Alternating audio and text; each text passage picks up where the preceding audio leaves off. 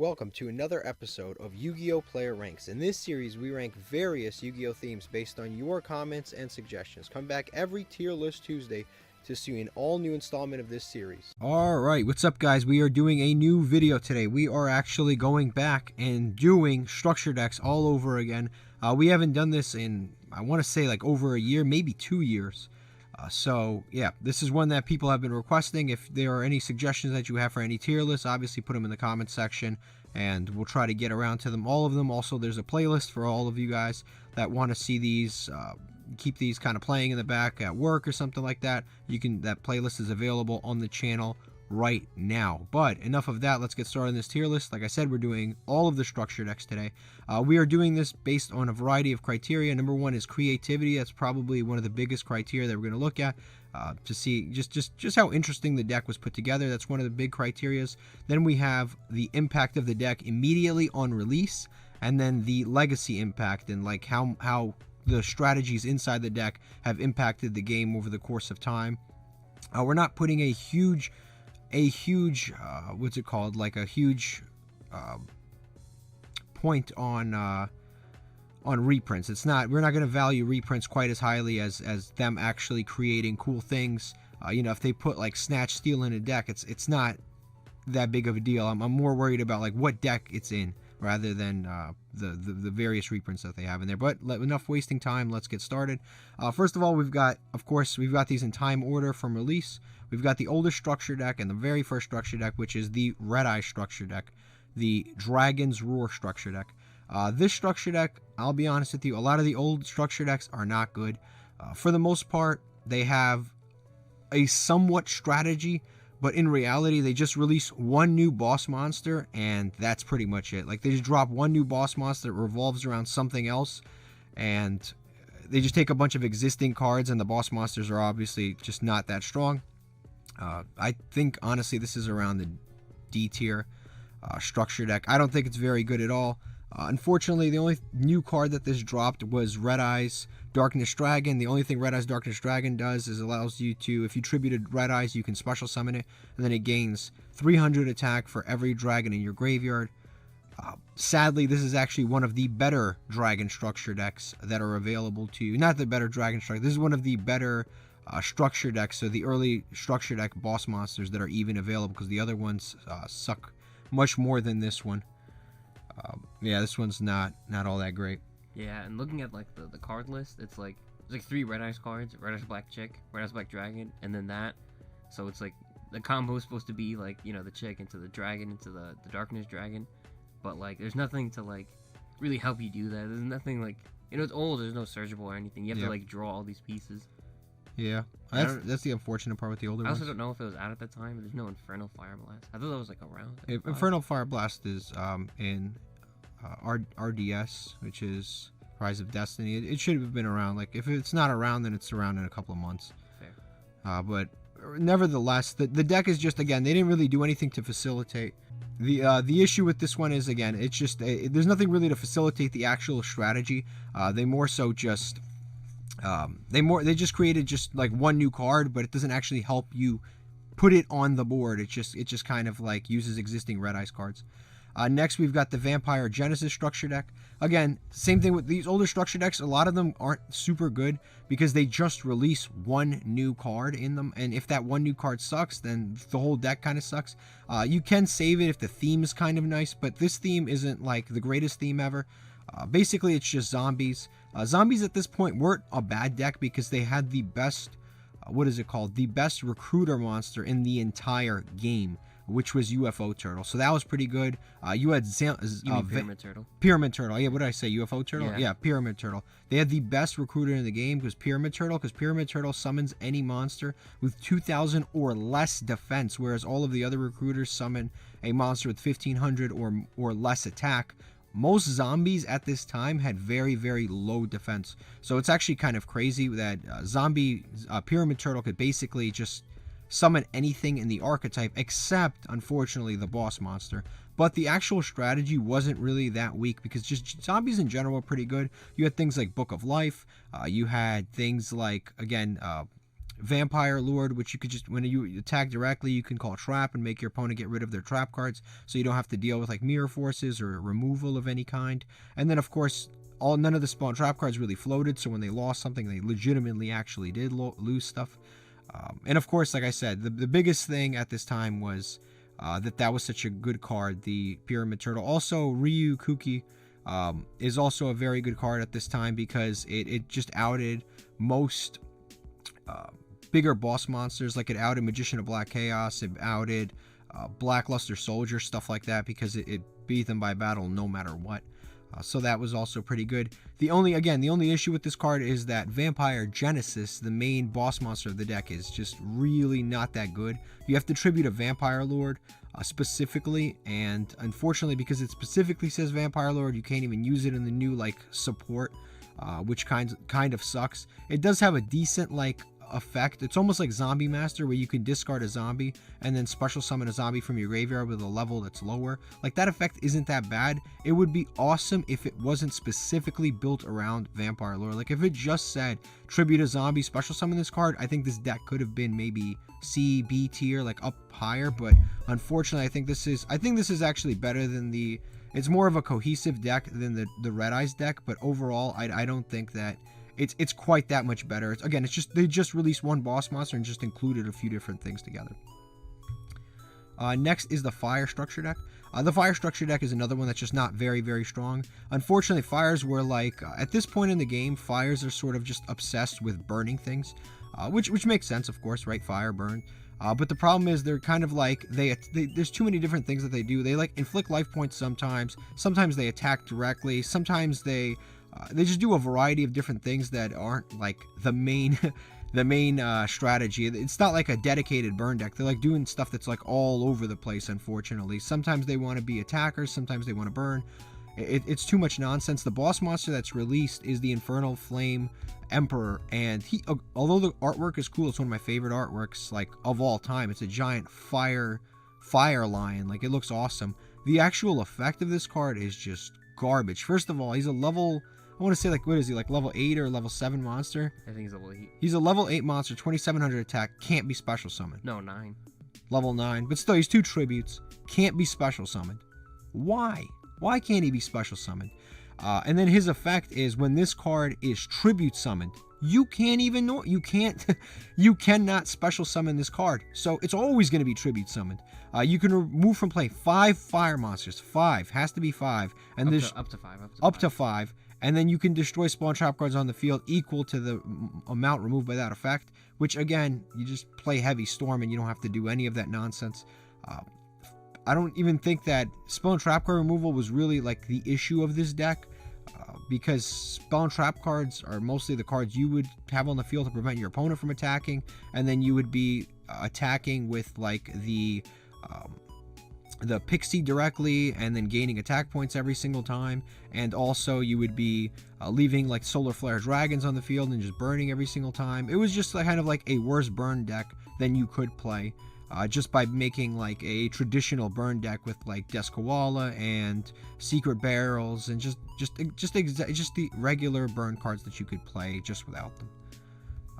Yeah, so I think this deck is probably around D tier. I think it's probably a more cohesive strategy than the Red Eyes deck, but I don't think it's that much better. Again, at this point in the game, you were just better off playing regular burn cards. And unfortunately, Konami, I don't know why, but they made, shortly after this deck, they made Volcanics and maybe a handful of other fire archetypes, and they have sort of just given up on this attribute. And we actually went over this in a previous tier list, but unfortunately, yeah, fire types are just something Konami has just decided that they don't like very much.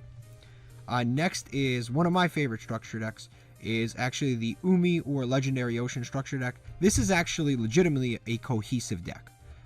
The only thing that this deck was really missing at the time was the search monster for them, but that would come out, I think, in 2 years or a year after this. I believe it was a year after this it would come out, but this deck was actually like legitimately good.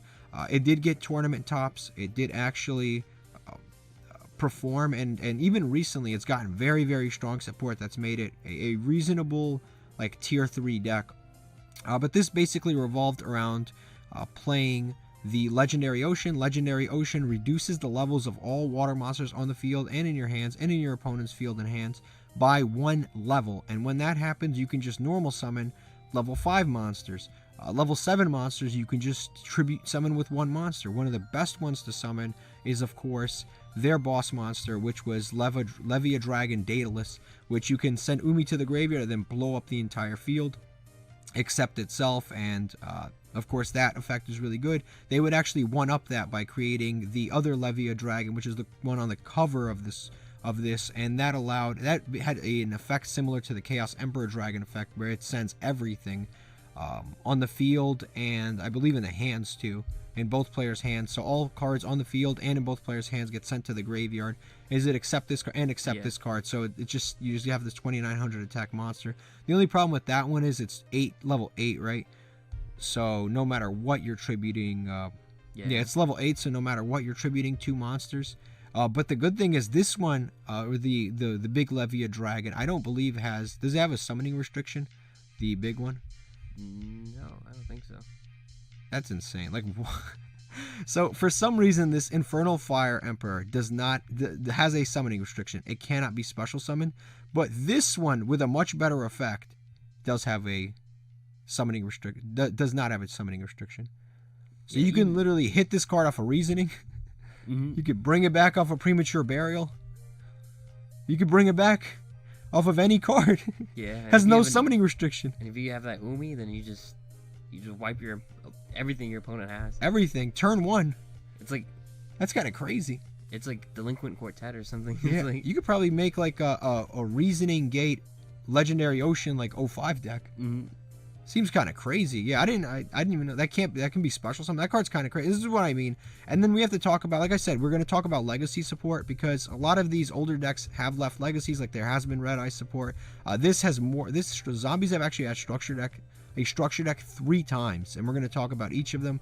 But this one has had a legacy. Not only was it a fairly good deck at the time, recently it's actually been getting a decent amount of Legendary Ocean support. You had the Umi support, the Legendary Fisherman stuff that came out in the Duelist packs, and then recently you actually had Karyushin Control, which is a really strong deck in Master Duel, and it would have been a really strong deck in the TCG, but again, they just released too many water archetypes simultaneously, like Marincess and Tearlaments and Splites all came out at the same time as the deck, so it hasn't really gotten a chance to like do its thing. But if there was like an all dark meta, I'm sure the deck could probably take off a little bit more. I think this one is probably like a B, maybe A tier, maybe like B, maybe A tier.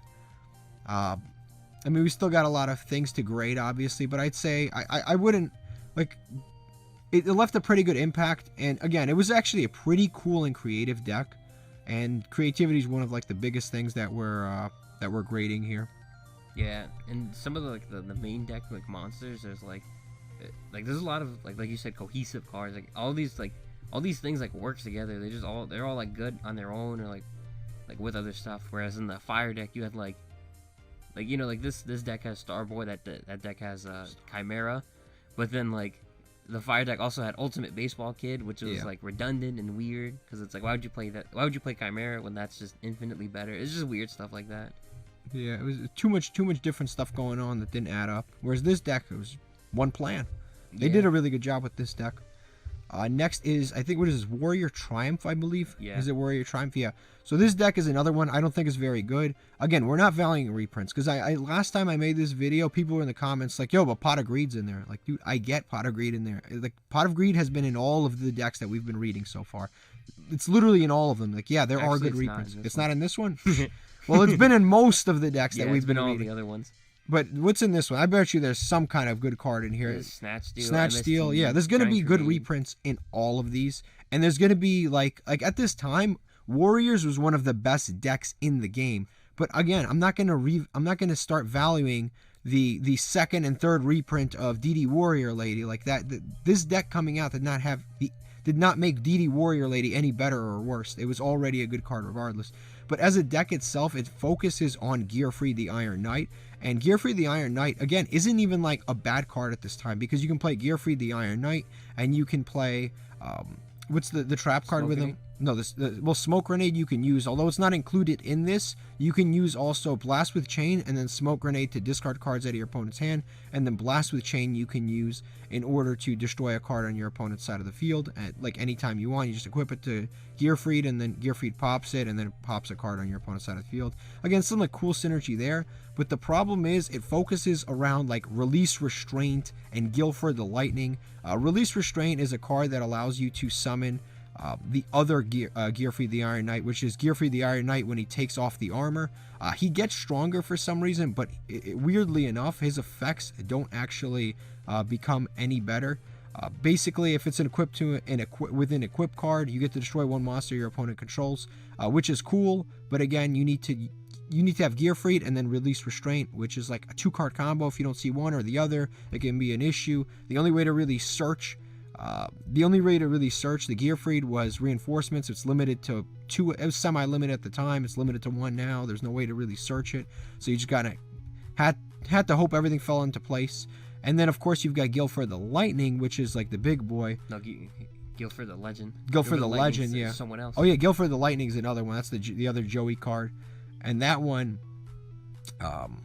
yeah, when he's summoned, you can equip spells from your graveyard to a warrior monster on your side of the field, as many as possible. You can equip 5 equip cards, but again, you got to put all those equip cards in the graveyard.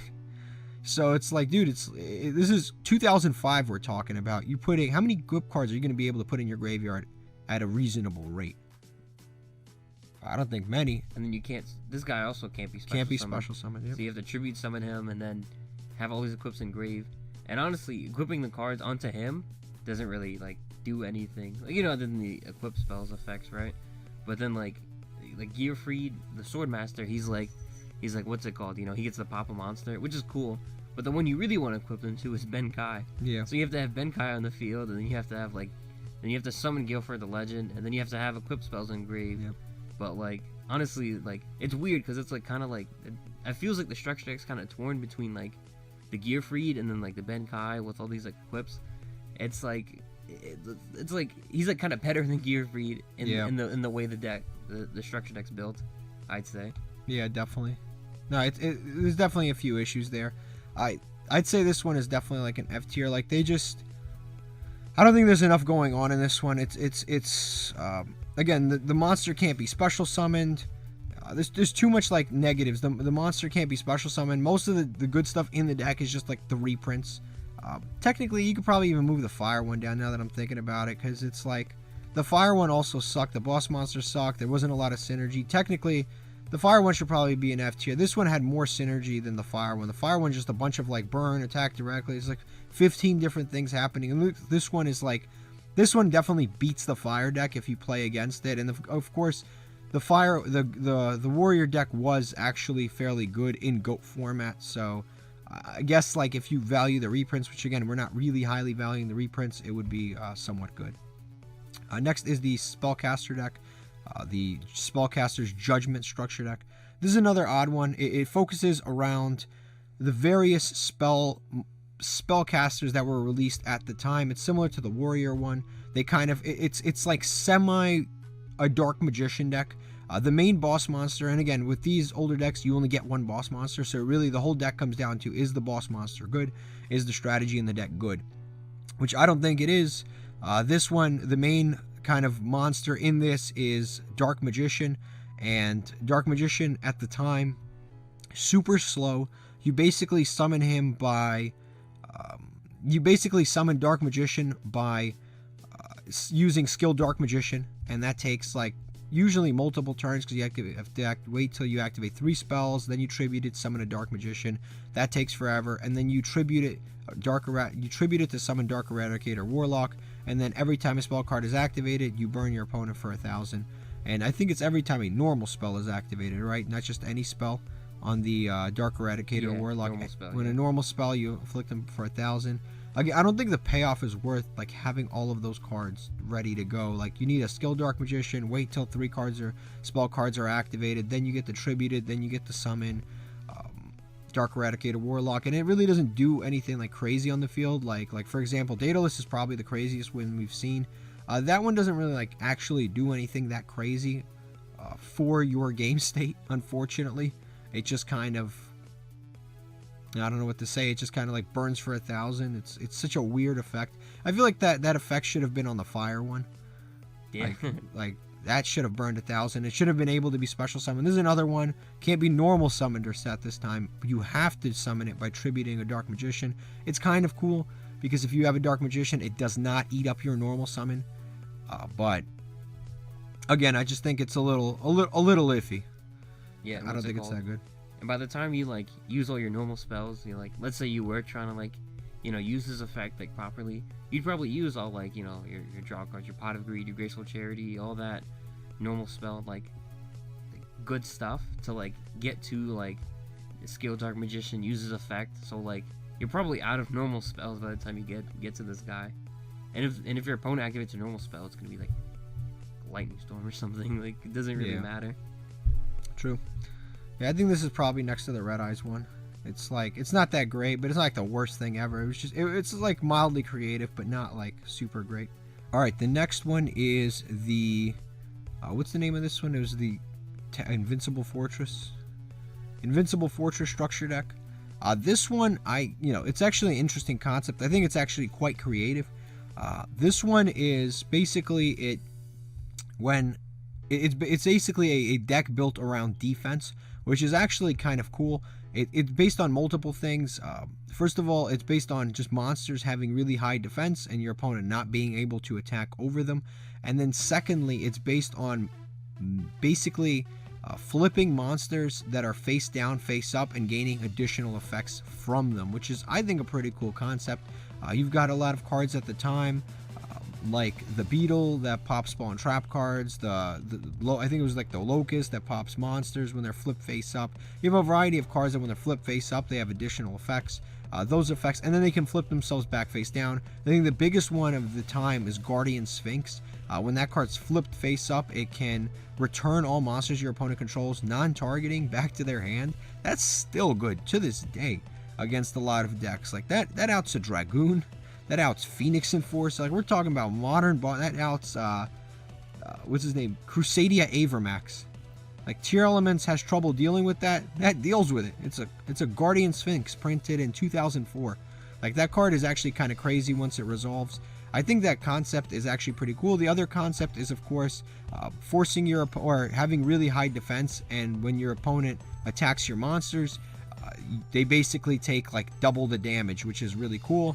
Their boss monster is one that is, again, you cannot normal summon it, but it's called Exod, Master of the Guard. It looks like Exodia. Like look at this artwork. This thing looks cool. It's one of the cooler artworks. It looks like Exodia. Cannot be normal summoned, but what is positive is that you can special summon it by tributing a Sphinx monster, which there are a few Sphinx monsters. Again, there's Guardian Sphinx, there's the Cross Sphinx, and the Hyracross Sphinx, which is pretty cool. Hyro Sphinx. Basically, there's three Sphinx monsters. They're all kind of higher in levels, unfortunately, so you have to come up with a little strategy. Yeah, what sucks is that like the boss monster is kind of cool, and he actually does do a lot to facilitate the strategy of the deck, which is like, you know, it's like respectable. It's better than like, you know, the fire, the darkness dragon, and all that nonsense. But what is unfortunate is that you can't summon any of the sphinxes. Like if there was a normal summon sphinx, you know, maybe we'd talk a little bit better. But unfortunately, he's just as difficult to summon as the other ones. It's pretty whack. And there's other ways to summon things. There are other ways to summon things, but these guys are just too big. Bro, they're only level 6s. And you wouldn't want to waste like your Guardian Sphinx on that. So you'd run one of these other guys, and these guys are kind of buns.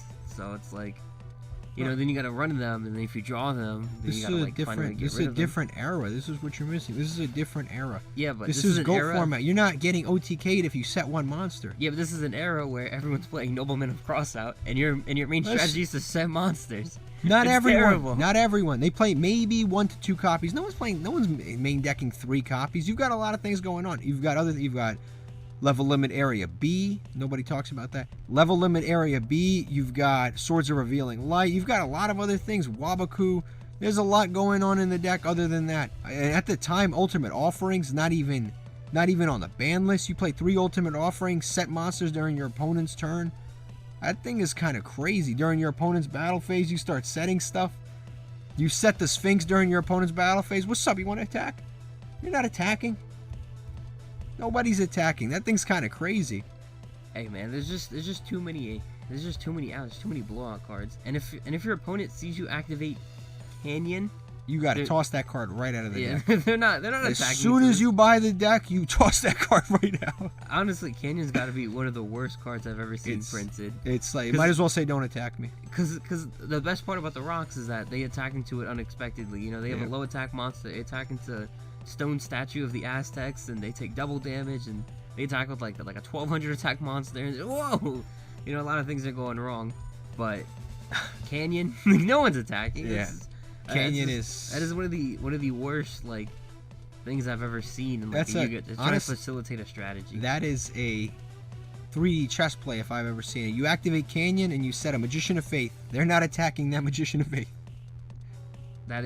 You're thinking way too much. If you set Canyon and set Magician of Faith, they will not attack that Magician of Faith. That is guaranteed. And then they blow up the Canyon, they attack the Magician of Faith, and all you can add back is Canyon. And what are you gonna do then? Set Mana? No, I'm gonna activate Canyon again. I bet not. No, I think the deck is pretty creative, but unfortunately, it had virtually no meta impact, like almost none. And it's sad. I actually think that the deck could have been cool, could have been good. I think creativity-wise, I think the deck's there. This is a lot more creative than like, oh, a fire deck, and then like nothing works, or like, oh, a warrior deck, and you build it around one card that's unsearchable, or Dark Magician Red Eyes, and then it's like they don't do anything. Like not Dark Magician and not Red Eyes. Yeah, like this is much more creative. This is a really creative deck. Like I got to give it to them. I wish they would make something like this today. Flip effects and flip monsters are just so like in the back of everyone's mind at this point. So I think the creativity is there on this deck, but I think the actual gameplay isn't quite there. The execution wasn't there. Yeah, I think there are a few good cards. I think like top of D tier, maybe C tier for creativity.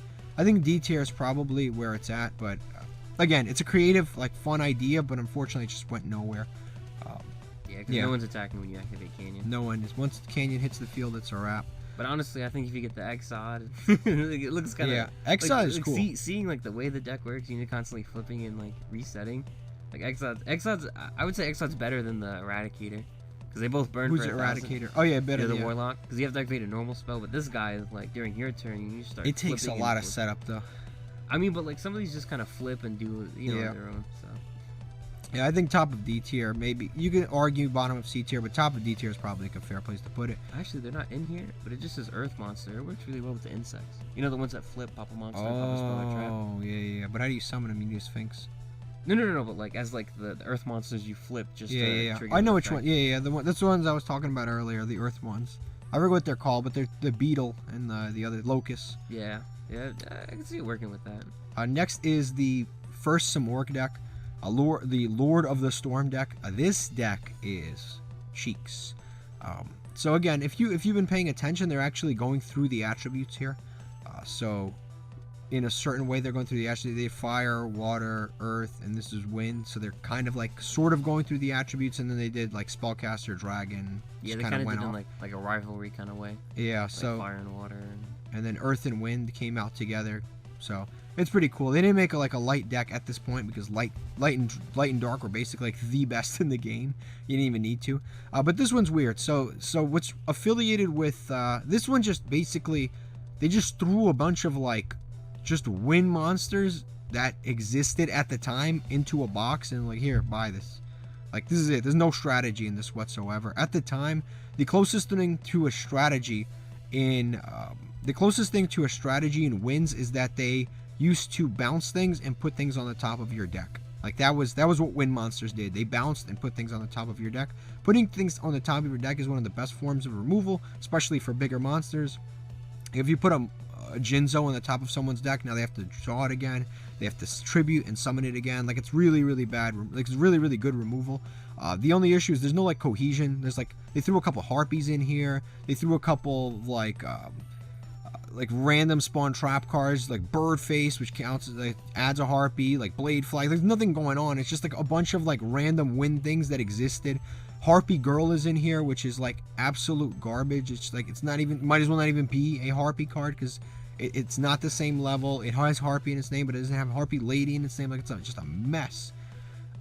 But yeah, it's just the boss monster, which of course what we're pretty much judging these on is a little iffy. What is the boss monster? I know it can't be special summon just like the other boss monsters, which is, again, already we're off to a stupid start. Like, why can't this be special summoned? It just makes it so much worse. And the tributes must be wind, which, again, why do the tributes have to be wind? If the tributes have to be wind, it actually can't even be played in a Modern Samora deck, because some of the Modern Samora cards are dark. So you couldn't even play this if you wanted to. Like, this technically spawned an archetype, because obviously Samorgs are now like an archetype, and they have one of the best Link monsters. I'd say they probably like a top 20 Link monster ever printed, because it just summons a barrier statue onto the board, or a Mist Valley Apex Avian into the board. But yeah, this card kind of sucks. What exactly does this do? Both players take 1,000 damage during the end phase. During Yeah. each player's end phase. You can't make up how bad this stuff is. Decrease the damage each player takes when this happens by 500 points for each spell and traps that player controls. Yeah, which again, this kind of goes into the strategy of like of wind monsters bouncing like spell and trap cards and monsters. So basically, the idea here is during the end phase, you both take 1,000, but since you are bouncing your opponent's back row, they're not going to have any spell and trap cards to kind of like protect their life points. Whereas you will have spawn trap cards, because you can set stuff, and you know you're not going to bounce your own spawn trap cards. Even if you do Giant True Age, you're going to reset everything back down. So that's kind of like the concept here. But again, it's I think it's a very, very weak binding concept. I think this actually kind of is a terrible strategy. It was, yeah, what is it called? Like, the creativity's not there, the strategy's not there. I think it's just overall just kind of a boring deck that's not very good. They just threw a bunch of wind monsters that existed all just into the box and just sold it to you.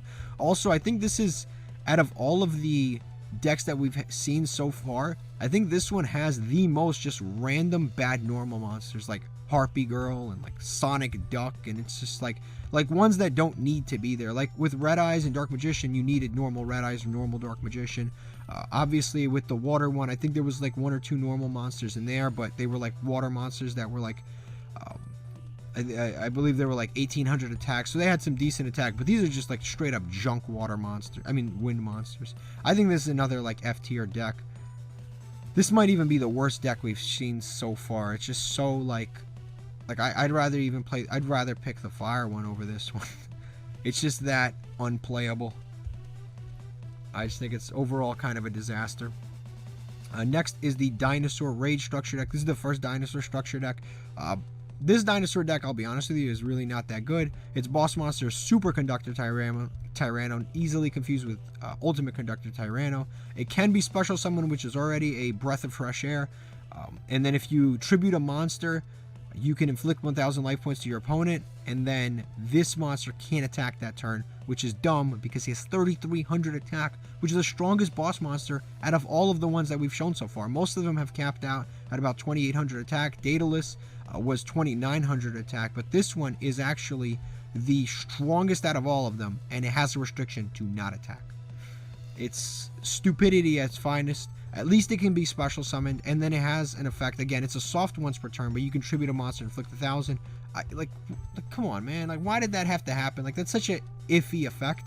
Eventually, they would actually fuse, I believe, this one, and there's another Tyranno in here. They fused basically Ultimate Tyranno, that's what it was, Ultimate Tyranno and Superconductor Tyranno to make Ultimate Conductor Tyranno eventually, because Ultimate Tyranno can attack all monsters your opponent controls, and then the Superconductor Tyranno inflicts 1,000, and obviously Ultimate Conductor Tyranno was a combination of both of them. He can attack everything, put him face down, and he can inflict 1,000 damage for each. So they kind of fused both of them to make the new Dinosaur.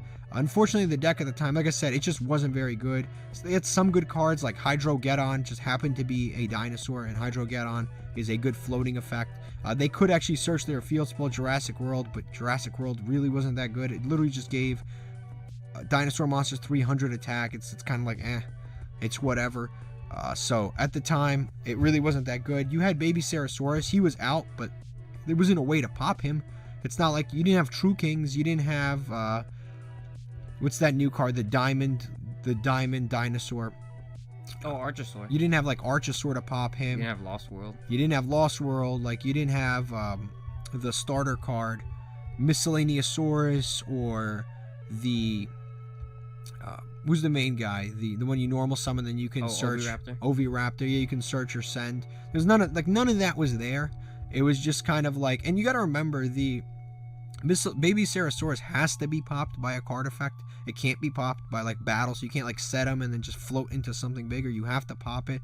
And Dark Hole's banned, so like how are you popping your own Baby Sarasaurus? You have to wait for your opponent to accidentally pop it. Like there was no way to actually like combo off with the deck at the time. Overall, it was just like a big stupid beatdown deck that really wasn't that good at doing it. So I think honestly I don't think it's an F tier, because technically speaking we are valuing like the legacy impact of some of these decks, but I think D tier would probably be good. Eventually, obviously, dinosaurs are going to make a redemption with the structure deck, the dinosaur structure deck later on, but honestly I think D tier is probably where this deck is at. Next, I think this is the Machine Revolt structure deck. I believe that's what it's called. Yep.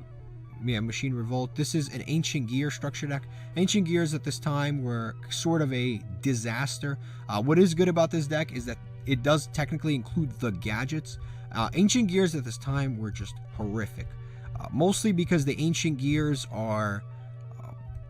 at the time, the Ancient Gears, most of them can't be special summoned. So you have like Ancient Gear Golem, you must tribute 2 monsters to summon it. You have like Ancient Gear Beast, you have to tribute a monster to special summon it. And although at the time they did have a larger impact on the game, because when you attack, your opponent can activate small trap cards and battle traps, battle spells. Those things were actually a big part of the game at the time. And I think they even stop monster effects, right? And like cards can't be activated when a monster declares an attack or something like that. I think it's just spells and traps. Yeah, but spells are traps. Well, again, there's a lot of battle traps. There's a lot of... Gadgetron might have been monsters or something. There's a lot of, at the time, battle traps and battle spells, stuff like that. So at the time, that was actually a lot better than it is today. But even then, it's like the unnecessary summoning restriction on these is just kind of needless. As for the boss monster, he gets better when you tribute different gadgets. If you tribute like a green gadget, it gets piercing. When you tribute a red gadget, it inflicts life points to your opponent, 400 life points to your opponent. And if you tribute a yellow gadget, destroys an opponent's monster by battle, you get to inflict 600. So like the effects, again, aren't really that good. It doesn't really have like any cool protection. It just kind of gets piercing. Again, the best part about this deck, without a doubt, are the gadgets, because the gadgets are all +1s on summon, and the Ancient Gear part is just kind of iffy and just not that great, to be honest with you. The reprints, again, we're not really valuing all that much, but as far as creativity, mixing gadgets and Ancient Gears is somewhat cool, because like from an artwork standpoint, you have like the Ancient Gears, the big like gray dragons, and then there's like areas where you can insert like a yellow gadget into the giant Ancient Gear Gadgetron, and it gives them like a special new ability, and that part is kind of cool where you mix those two mechanics. But again, I think it's kind of iffy because it's just not, I don't think it's quite strong enough at the time, and all of the needless restrictions kind of hold the deck back. It's kind of random how like every like boss monster has like burn, except for the fire. Yeah. like there's been like 6 in a row. There's been like 6 in a row. Burn. Like the Warlock, the Tyranno, the other guy, and this the bird. One. Yeah, it's like it's weird. I never realized literally, that before. That is so stupid. You're 100% right. We don't always agree, but you are 100% right. That is. We've got the Simoric burns, the Exodios burns, the Red Eyes is not. Warlock burns, Tyranno burns. Genesis doesn't. And somehow, some way, well, depending on what, if you equip Black Pendant, this burns. And this one burns. But the only one that should burn doesn't burn. The fire one does not burn. It's so weird. This is stupid card design. That's what you call it. It's stupid card design. So definitely, I think this one is, I don't think it's that great like the first one. Again, there's just so many restrictions on the Ancient Gear cards at this time. And on the gadget side, again, the gadgets are good. but like again, it's you just kind of have the gadgets. You don't have like anything else at the time. They're just kind of +1s on summon. I don't think they're that great. Next we've got, I think, what is it, the Dragon Lord? Yeah, Rise of the Dragon Lords. Rise of the Dragon Lords. This is a cool strategy. So basically, this one is all about getting large dragons into the graveyard and reviving them from the graveyard. It's that simple. It's literally as simple as that. And then when the monster is special summoned from the graveyard, which is like their boss monster, they get like additional effects. Felgrand Dragon. What does this one do? It can't be special summoned except from the graveyard, which is already, you know, it's the same foolishness we've been seeing. No, this one's even worse. Because it has to be sent from field to grave to be special summoned from the graveyard. It's like, it's got to be one of like the weirdest like loop arounds. So you actually have to summon it. It's like, it's weirdly saying that you have to tribute summon it first. It's basically like must first be, you know, special summoned. And then when it's special summoned, you can target a monster in your graveyard and gain attack equal to its level times 200. Which this card is 28. You have to understand. It's a 2 tribute monster. You have to summon it by tributing 2 monsters, and then you have to lose it, put it in the graveyard, special summon it back. Best case scenario, you equip a level 8 monster, because most likely that's what you're playing in your deck, and you get an additional 1600 attack. So best case scenario, you summon it, you lose it, summon it back, 4400 attack monster. Vanilla, no protection. That is the best case scenario. You have like Dark Blaze Dragon is another one that has like a similar effect. If it's special summoned in the graveyard, its attack and defense becomes double. It's 1200 attack, and it's a 1 tribute monster. Like, okay, it gets double and it becomes as strong as a Jinzo. Or you could just summon a Jinzo. It actually is level 7. It might be level 7. Yeah, it's a level 7, even worse. So it becomes as strong as a Red Eyes. It basically has Red Eye stats if you summon it from the graveyard. If you don't, it's a 1200 monster in your hand. So yeah, that's kind of the problem with the deck. It's all about special summoning things back from the graveyard. As a theme, I think it's pretty cool. I don't think it gives you the right tools to actually put things in the graveyard. And the other issue is, number one, it doesn't put it doesn't put things in the graveyard. Number two, the boss monster is just stupid. Like, why would you need to like summon and then put it in the graveyard? Like, that's so dumb. Like, why is that on there? It has to hit the field, then it has to special summon itself back. Like, this is a time where Magician of Black Chaos was in the game. Magician of Black Chaos doesn't have any of these stupid restrictions. Why does Felgrand Dragon have these stupid restrictions? And Magician of Black Chaos is 1,000,000 times better. Blackluster Soldier is 1,000,000 times better. It's not like, well, this is a different time. You know, the boss monsters can't be as broken. Blackluster Soldier is better than all these cards. Like, there's so many cards that are just better. Daedalus right here is better than every one of these other cards, because it just doesn't have stupid summoning restrictions on it. What's also weird is that the only return from the grave you get is premature burial and I guess the shallow grave. So there's only like 2 ways to bring these cards back. But what's even weirder is that the creator is in here, and the creator cannot be special summoned from the graveyard. Yeah, you can't. So it's very like counterintuitive. You can summon him off of Reasoning though. But Reasoning's not in here. Yeah, but what's it called? And like he summons stuff from the graveyard. It's such a weird like he's the main guy to bring them back from the graveyard. But you can't bring him back from the graveyard. That way you can't loop him. Yeah, so you have to what's it called? You have to summon him, and then no, you have to like summon the Felgrand, and you have to tribute the Felgrand to summon the creator along with another monster, and then discard a monster to summon back the Felgrand. It's a mess. it's like 5, 6, 7 monsters like you need. I don't know. 2, 4, 6. And then you need. It's too much to count. I don't even know where to place it. F or D tier.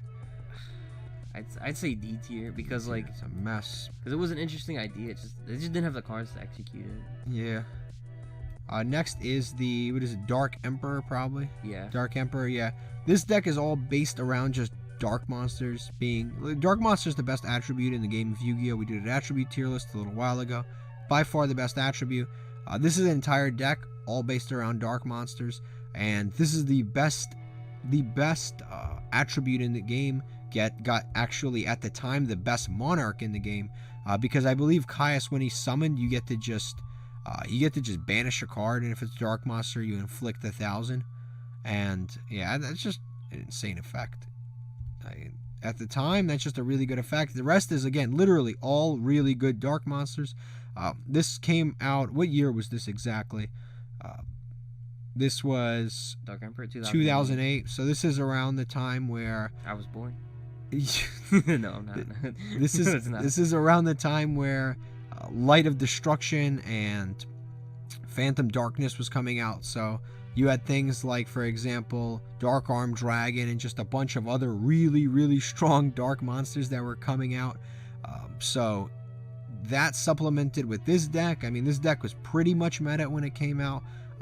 Like I said, Caius was just such a strong monarch. It was it just easily became one of the best monarchs. And the whole point of the whole point of the deck was just like banishing stuff and summoning like Caius onto the field. You have things like DD Warrior Lady in here, DD Warrior, DD Scout Plane, and then of course you can bring all of that stuff back with some of the other kind of like cards that allow you to bring things back. But it's basically like a half banished deck, which is really cool. At the time, you had like Macrocosmos and Dimensional Fissure. And you had the Helios to summon off of the Macrocosmos. Yeah, so Macrocosmos was, it's a floodgate and it was a +1.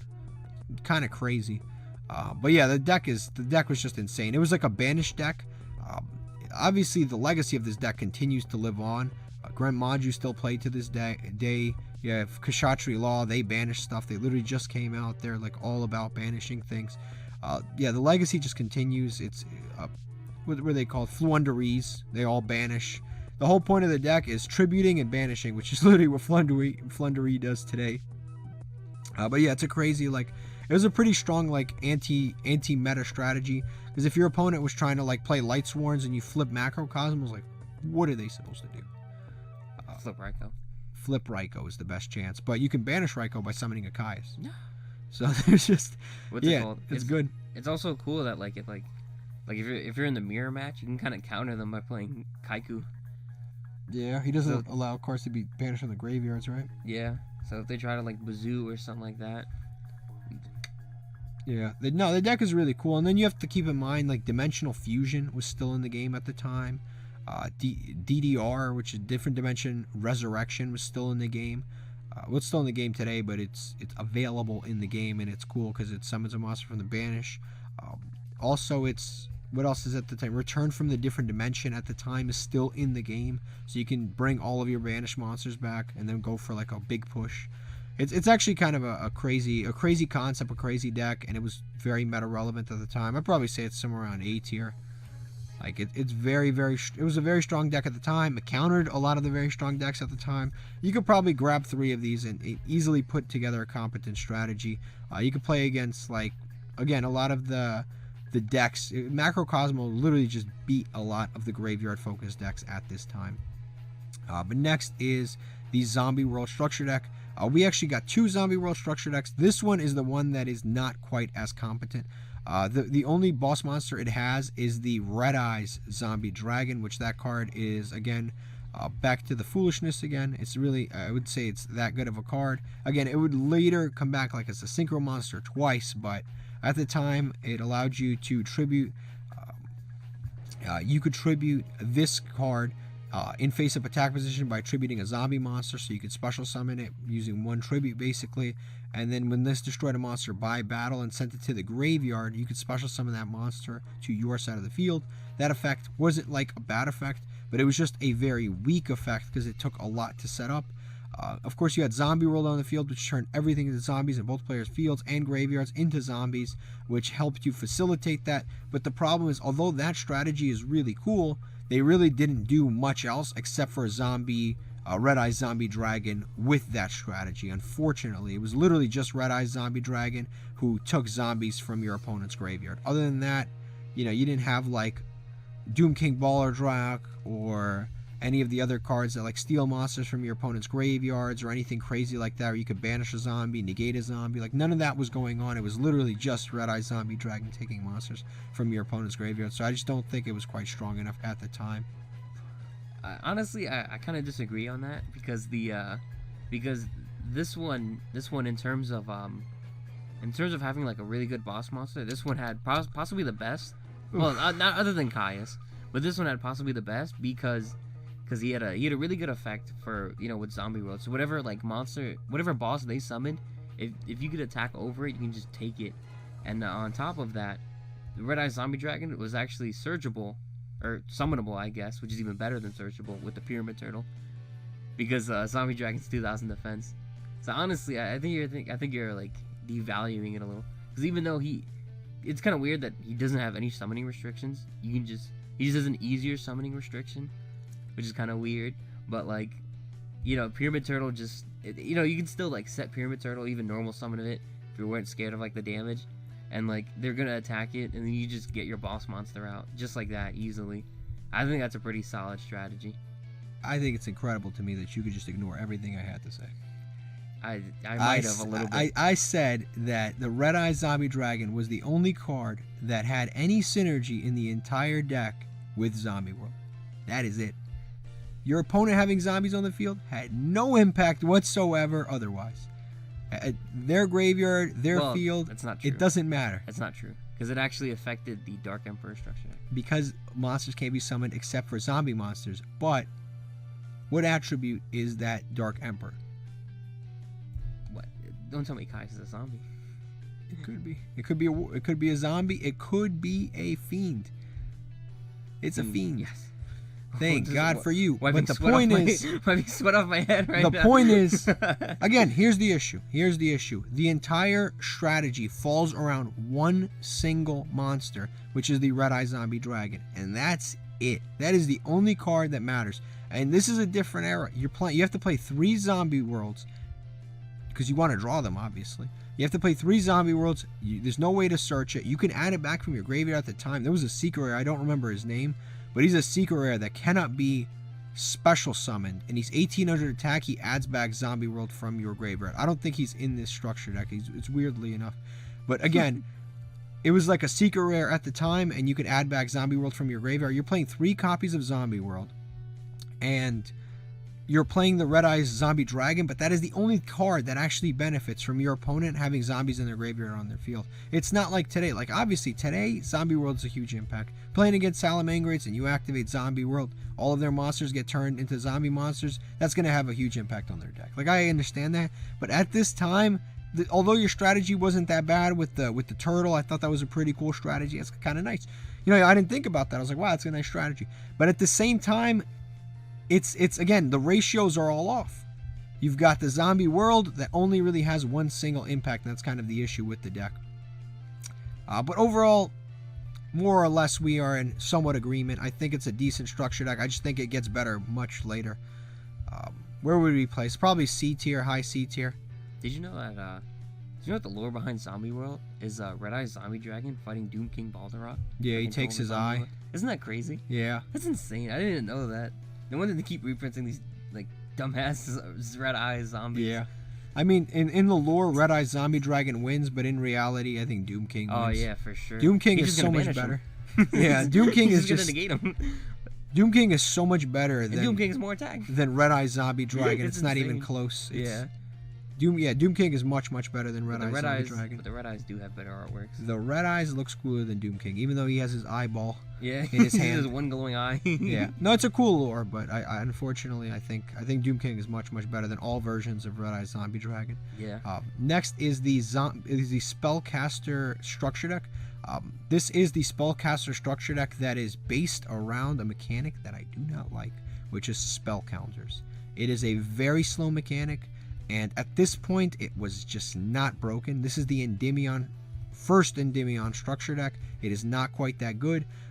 They didn't get the field spell in this. I believe the field spell already existed, but they did get the Endymion the Master Magician in this, and that card had a very weird effect, which is you can remove six spell counters from Citadel you control to special summon this card from your hand or graveyard. It is a you can effect, meaning you can still special summon him in any other way, which thank God they don't put a dumb like summoning restriction on him. And he can summon himself from the graveyard, but you need 6 spell counters on the field spell, which is a lot. And then when you do, you can add a spell card from your graveyard to your hand, any spell card, and then once per turn you can discard 1 spell card, destroy 1 card on the field. He as a boss monster is really not even that bad. I can't even say anything. The problem is putting all of the spell cards onto things. That's the issue. The issue is accumulating spell cards at this period in the game of Yu-Gi-Oh! Was not easy. They would eventually break this mechanic, and we'll talk about that structure deck later. But at the time, I just think that getting spell counters onto Citadel was actually rather slow. And most of the time, your opponent could just pop your Citadel. And of course, Citadel does have protection, but again, they can break through that protection and just pop it. For example, Caius could just banish Citadel, and what are you gonna do? You have 4 or 5 counters on there. They just banish the field spell, and there's nothing that you can do. I'd say the creativity was like somewhat there, and this would eventually turn into a competent deck. But at the time, I think it was just a little bit lackluster. Where would I place this? I want to say probably like in D tier.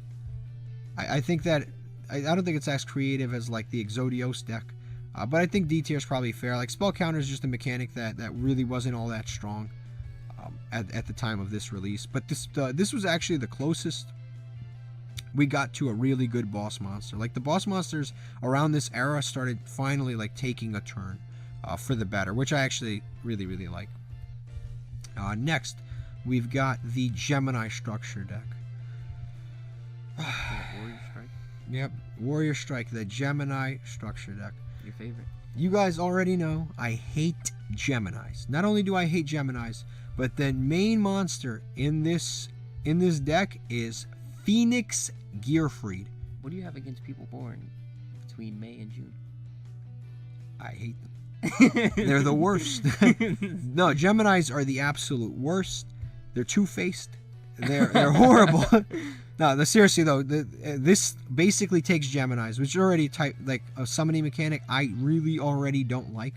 And then on top of that, it's Gearfried, which we've already discussed as an F tier fail strategy. You have 2 fail strategies back to back.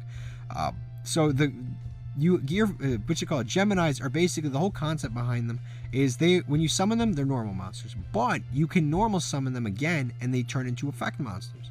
And obviously you only have 1 normal monster per turn, or 1 normal summon per turn. So it's just based on its like main creation, it's a very slow mechanic.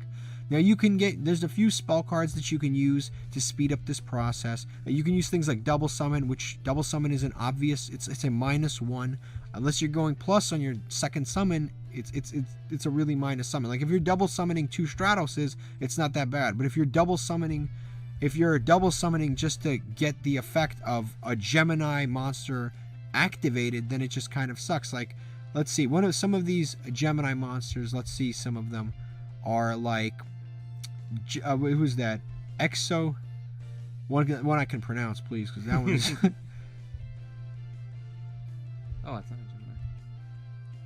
Gemini Soldier. What is his effect? 500 attack. I don't know what level he is, but you have to level 2, 500 attack. When you Gemini summon him, if he would be destroyed by battle, he is not destroyed by battle. And if he battles, after damage calculation, you can special summon a Gemini monster from your deck. And that's one of the better Gemini effects. 4 or lower. 4 or lower. That's one of the better Gemini effects on a Gemini monster. Some Gemini monsters are, when this card is Gemini summoned, you gain 400 attack.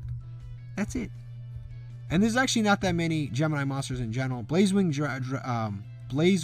Butterfly is actually one of the better Gemini monsters available, because once you Gemini summon, a Gemini effect is you contribute this card to special summon 1 Gemini monster from your graveyard, and then you can any monster special summoned by this effect is treated as an effect monster, which means, again, even in concept, that's very slow. You have to summon Blazewing Butterfly, either use double summon or wait a turn, and then it turns into a Gemini monster, and then you could summon up a Gemini monster by tributing itself, and then it counts as a Gemini monster. It's so much setup. That is outrageous. And Blazewing Butterfly is considered one of the better Gemini monsters. It's kind of embarrassing, actually. And then, of course, let's go over that boss monster real quick, the Phoenix Gearfried. There's so much to read. You don't have to read the first part. That's just them telling you this is a normal monster. That's the great thing about Gemini. It's 2 sentences of text you don't have to read, because it's always the same. Yeah, but it's terrible. When your opponent activates a spell, you can select 1 Gemini monster from your graveyard, special summon it. Doesn't count as a Gemini monster. It just it summons a Gemini monster, but remember when it hits the field, it's an effect monster. I mean, a normal monster. And then you can send one face-up equip card to the graveyard, negate the activation of a spell trap that targets a monster on the field and destroy it. So it gives your monsters targeting protection, summons a Gemini monster from the graveyard. But again, you have to Gemini summon this monster in order to do it. It's a 2800 monster, level 8. You got to bring it out, then you have to Gemini summon it, and then you can do 2 lackluster effects. This is some of the first like targeting protection that we've seen in the game of Yu-Gi-Oh! It also has an equip. Like it's combining 2 things that are already very complicated, which are equip spells and Gemini monsters. Gemini monsters are inherently terrible, and then equips, I don't want to say are inherently terrible, but most of the time they don't help you gain any advantage. Most of the time it's like, oh, okay, equip gains 700 attack. Equip, sometimes you'll have an equip spell like a premature burial that'll summon a monster from the graveyard, but most of the time it just equips and like increases, decreases attack, gives it an ability to attack directly, something like that. Most of the time it's not very good. So now you're blending 2 strategies that aren't very good, which is you're blending equips with Geminis, like 2 not very good strategies all in one, and then the deck still sucks. Honestly, I think you went a little too hard on this deck. I'm gonna walk out that door. You should. Honestly, the creativity behind this structure deck is pretty up there actually, because Phoenix Gearfried works with equip spells, and you know how Geminis work. It amazes me some of the things that you say. But what's it called? But the structure deck itself, actually, it's actually pretty creative. There's an equip spell for Geminis, Supervise, which gives them their effect, which is pretty cool. It works with the whole Gearfried thing, and then on top of that, you've got Divine Sword, which is like really good for warriors in general. And some of these are like warriors, so it's like some of them are warriors, and it only works with warriors. Yeah, what's it called? And when Gemini Soldier and when you don't draw a warrior, what happens? Well, most of them are warriors. Like the best one is the butterfly, and it's an insect. And it sends itself to grave, so it doesn't matter. But like Future Samurai, well, like I just mean for like the recursion of like the Divine Sword, to add it back. But then obviously you've got double summon. You've also got Symbols of Duty. It summons back a normal monster, so you get your Gemini back, and you can do stuff with it. Because there's on top of like the equips and the Gemini support, there's also normal monster support to bring them back while they're in the graveyard. As if it wasn't confusing enough. Yeah, you've got the Swing of Memories, Soul Resurrection. There's like a lot of cool stuff like that makes it like that work. You bring them back as like normal monsters from the grave, and then you use your normal summon on them, like get their effect to do whatever, or you can just supervise to cheat out their effect. There's some cool ways to play the deck, that's for sure. Honestly, I don't think you gave it the credit it deserved. And what's it called? And the Divine Sword with the Phoenix Gearfried, it's basically a free negate every turn. A free negate every turn. Basically, you banish 2 warriors of targeting a monster. Yeah. For Imperm, like Imperm back in the day. Imperm back in the day. Imperm. Yeah. No, you're right. I don't think I gave it the credit it deserves. I think I gave it too much credit because I didn't even realize that entire normal monster component that existed in all of that. You've got Geminis, the normal monster component, because the normal's on the field and graveyard, but not in the deck. And then on top of that, you've got this equip spell component. I mean, this is a brick fest. It's a brick fest. And what year is this? Like 2009, 2008? 2009. This is a 2009 deck. There's some serious decks in 2009. There's some good decks coming around. This deck is getting murked. It's not surviving. This deck is a joke. I think I gave it too much credit. It might be one of the worst decks we've reviewed so far. I think you're crazy. I mean, maybe you're right. I think the creativity behind this is I think it's pretty up there. I don't think you're seeing the vision. There's creative and then there's too creative, and this is when you've got 4 different things blended into one deck, and then you brick, and you're bricking in a time when you really shouldn't be. I think it's an outrageous situation. This is almost like Synchro era. This is Synchro era. It's 5Ds. There's not even any synchros in here. This is just nonsense. Nonsense in a cardboard box. All right, where are we putting this? I want to put it in F tier. This is a mess. I mean, you make the creativity arguments probably a D tier, but I don't think it's much higher than any of that. I think it's in D tier. I think it's got a cool. I think it's got a cool idea, and I think they did their best to try and work it out with the cards they had. Yeah. Did their best. I didn't realize you worked for Konami. They did their best. Only for the Geminis. Only for the Geminis. Yeah. What is this? We've got Machina Mayhem. Machina Mayhem. I think this is actually a good deck if I remember correctly. Machina Fortress is one of the best, like one of the first boss monsters where you really got to sit back like, wow, that's actually kind of a good card. It's easy to summon, and it destroys cards very easily. It recurs itself, which is kind of nice. When it itself is destroyed and sent to the graveyard, you can destroy a card your opponent controls, which is really cool. You can summon it by discarding machines that total level 8, so you can like fill the graveyard really quick. And then when this face-up card is targeted by an opponent's effect, you can discard a card. You can look at your opponent's hand and then discard a card, which is a really random effect. But I think Machina Fortress is actually kind of crazy, like as a boss monster. And then of course you've got all the Machina cards. You've got the gadgets, which are really good. The gadgets are just outrageous because again, they're just +1s on summon. Normal summon, add a gadget. Now you have a level 4, and you automatically have a Machina Fortress like in play right off the bat. And like I said, it's a pretty serious boss monster. Like it floats. It recurs, it discards a card from your opponent's hand. Like the card is pretty good. And this is definitely a much better machine deck than, for example, the Ancient Gear machine deck that we discussed a little while earlier. I think this is definitely up there, and it definitely had a meta impact without a doubt. And then you've got stuff like Infernal Reckless Summoning, which is kind of cool, because when a gadget hits the field, if you special summon a gadget, you can activate it and then special summon 2 more gadgets and then add 2 more gadgets. But obviously your opponent can also special summon, so depending on what they have, it can kind of give them free stuff too. But it was a cool strategy. I think this is definitely somewhere around like B tier. It definitely had some meta impact, and to this day, gadgets would have a small arrow where they were actually quite good. Honestly, there's some crazy like machines in here. Like yeah. Scrap Recycler, Cyber Dragon. This is Dragon at the time. It's kind of insane. This is where I think this may have been where Scrap Recycler actually came out in this structure deck. I remember that's why it was so expensive, because it only came out in this structure deck. But this is when they actually started printing like more than just a boss monster being exclusive cards, which is kind of cool. Yeah, Mr. Covington. He's not even no, he's by name. Yeah, he's not. It's weird. Commander Covington. But yeah, that deck is actually kind of good. Next is the Merrick structure deck. This is the first character structure deck that we've had. Up to this point, every single structure deck has been every single structure deck until this point has actually been just a kind of a strategy.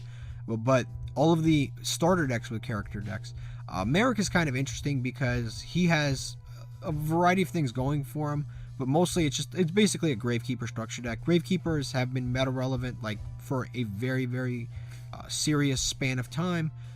They lock down the graveyard, so if your opponent's playing Chaos and you lock down the graveyard, extend handshake. Yeah, extend handshake, let's go home, case closed, let's get out of here. Like it's really good against a lot of decks. To this day, it's just like sometimes Necro Valley is just a really, really strong card, and sometimes Necro Valley is just a really crappy card. As far as this deck, from a design standpoint, they basically just put all of the Gravekeeper cards into a box. They didn't include a new card whatsoever. There's no new cards in this. They reprinted Gil Garth, which was an 1800 attack monster. That's it. It's just an 1800 attack normal monster. It's one of the hardest secret rares to get on Earth. It's hundreds of dollars. It's very expensive. But again, it's just a normal monster. It's really not that good. It would be cool if they included like a Winged Dragon of Ra or something like that. They didn't.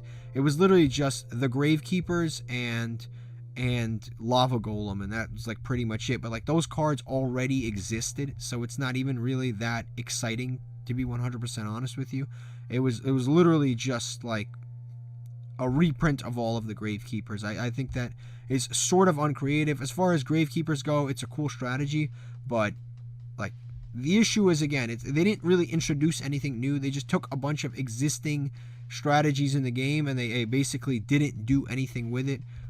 They just reprinted the Gravekeepers, reprinted Lava Golem, reprinted a few other things, but they didn't actually like provide anything new. Unfortunately, no new boss monster, no new nothing. I think this is like, I'm putting it technically from a competitive standpoint, it's probably like I would say it's probably like in C or maybe B tier. It was like kind of like a rogue strategy to play Gravekeepers. But again, from a creativity standpoint, they literally did nothing. They just threw Merrick on the front of a box and they reprinted a bunch of cards and didn't really like accomplish anything. So I'm just gonna probably put this in D tier. Very lazy structure deck. Should have honestly just been a starter deck like all the other starter decks. This is by no means the definition of a structure deck. You can buy 3 of these and basically have a decent Gravekeeper deck. Other than that, like literally no creativity whatsoever. No new boss monster, no expansion on the strategy. Again, playable, but not really that great. Next is the this is the, I forget the exact name, but it's Dragunity Legion. Yeah, Dragunity Legion structure deck. Dragunity is actually a good deck. It's a blend of both wing beasts and dragons. There's actually quite a few new monsters that got released in here, and this is actually one of those decks that is also in the dual terminal lore, which is really cool. A lot of them got reprinted in higher dual terminal rarity. You've got a few good ones, like Dux is really good, and some of the other ones are really strong. There's a little dragon that's really strong. I don't know if it was out in this one, but Dux is a really strong card because it attaches whatever you need. It also has a very good equip spell. Obviously, Dragon's Ravine is just like an insane card. It's helped dragon decks like forever. Its boss monster is actually pretty good too. Although it's got like 85 paragraphs. You can special summon it from your hand by removing from play one face-up Dragunity, one face-up monster you control with a Dragunity card equipped, which is cool because it could be a Dragunity equipped card. And if it's normal or special summon, you can select a dragon monster in your graveyard, accept that, and equip it to this card. The dragon monster can be anything, so it can actually be the Buster Lock, which is pretty cool. And then if this card's sent to the graveyard by card effect, you can select one monster that is equipped to this card and send it to the graveyard, special summon that monster from your graveyard, which, again, more recursion. Like, the boss monster is actually kind of cool. It's probably one of the better boss monsters that we've shown here. And like I said, the deck was actually kind of meta relevant. I'd say my only gripe with the deck is that this is very much a synchro deck, but they didn't actually like include any of the synchros in the structure deck, which is kind of frustrating. And I think actually kind of dumb. Like, I guess they just wanted you to go out and buy the synchros, which is like, it's not the end of the world. Like, I get it, but the whole point of a structure deck is you buy 3 and you can play a somewhat competent deck. And it's tough to play a somewhat competent deck when you have a structure deck that doesn't provide you synchros, which are like a huge part of the deck. So I think it's definitely like a good deck, but you obviously need the synchros to play. I think it's probably somewhere around like B tier. It's a good one, but again, it's not really like complete. Next is this is when we get into the era where the structure decks become really like a lot better, where you can like start buying 3 structure decks and being very competitive. So the next one is actually the Lost Sanctuary structure deck, or Lost Sanctuary. This is one of those structure decks that's actually really good. This one, I believe, at one point won Worlds. This is the Agents. The Agents were a archetype that came out in Ancient Sanctuary, and they were terrible. Like, they were just unplayable. There's nothing you can do. You have Venus and stuff, which summon Shine Balls, but like, what were you going to do with the Shine Balls in 05? There's no Link monsters. Yeah, there's no Link monsters. 05? This came out in like 2012. No, this came out in 2011. Oh, but the Shine Balls. Yeah, the Shine Balls and Ancient Sanctuary came out in 2004. What are you going to do with Shine Balls in 2004? Like, all you're really doing is just loading up the graveyard with light monsters at the cost of 1,500 life points. Like, that's not, like, the best thing ever. You're paying 1,500 life points to essentially, like, activate scapegoats. It's really not that great. So that had no real impact at the time. But what's cool about this structure deck is, again, this is kind of the newer era of structure deck. They don't just release one new boss monster. They released Hyperion, which was really strong. But they also released Earth. And then there was one more, I forget, it's the Dark one. I don't know if they released it here. I guess that was later on, they released the Dark one. But they released Earth, which is the Searcher, and then they released Hyperion, which is really good. Hyperion is like one of the boss monsters that's like actually really insane. Earth was their Searcher, was actually really good. You had a lot of other support at the time for fairies, like the Shining Angel, and you had things like the Nova Summoner, because unlike other decks, this deck actually had double recruiters. Nova Summoner was a recruiter for fairies, and then Shining Angel was a recruiter for lights, and all of the fairies were basically light anyway. And then you had Honest, which is just an insane card at the time, because it wasn't a battle trap, so your opponent couldn't technically like just get rid of it. They couldn't just like, okay, activate Heavy Storm or activate MST or anything. Or activate the Fire Structured X, the boss monster. Or the Fire Structured X boss monster. Like, that wasn't around at the time. There wasn't there wasn't a lot of ways to actually legitimately counter. It wasn't like negates were super prevalent. There was no Solemn Strike. It was actually very tough to counter an Honest at the time. So the deck was actually quite strong. Master Hyperion as a boss monster was just bananas. He lets you he basically lets you summon him by banishing an agent monster from your hand, field, or graveyard, which is already insane. You don't even need to have like the setup. Even if it's your hand, you can banish it, and then he's 2700 attack. That's how you summon him very easily. And you can remove from play a light monster from your graveyard and select a card in the field and destroy it, which was really good. And then if Sanctuary of the Sky is on the field, you can do that twice. So that effect is already cool, because you can summon it by banishing and then pop 2 cards. Yeah, just kind of insane.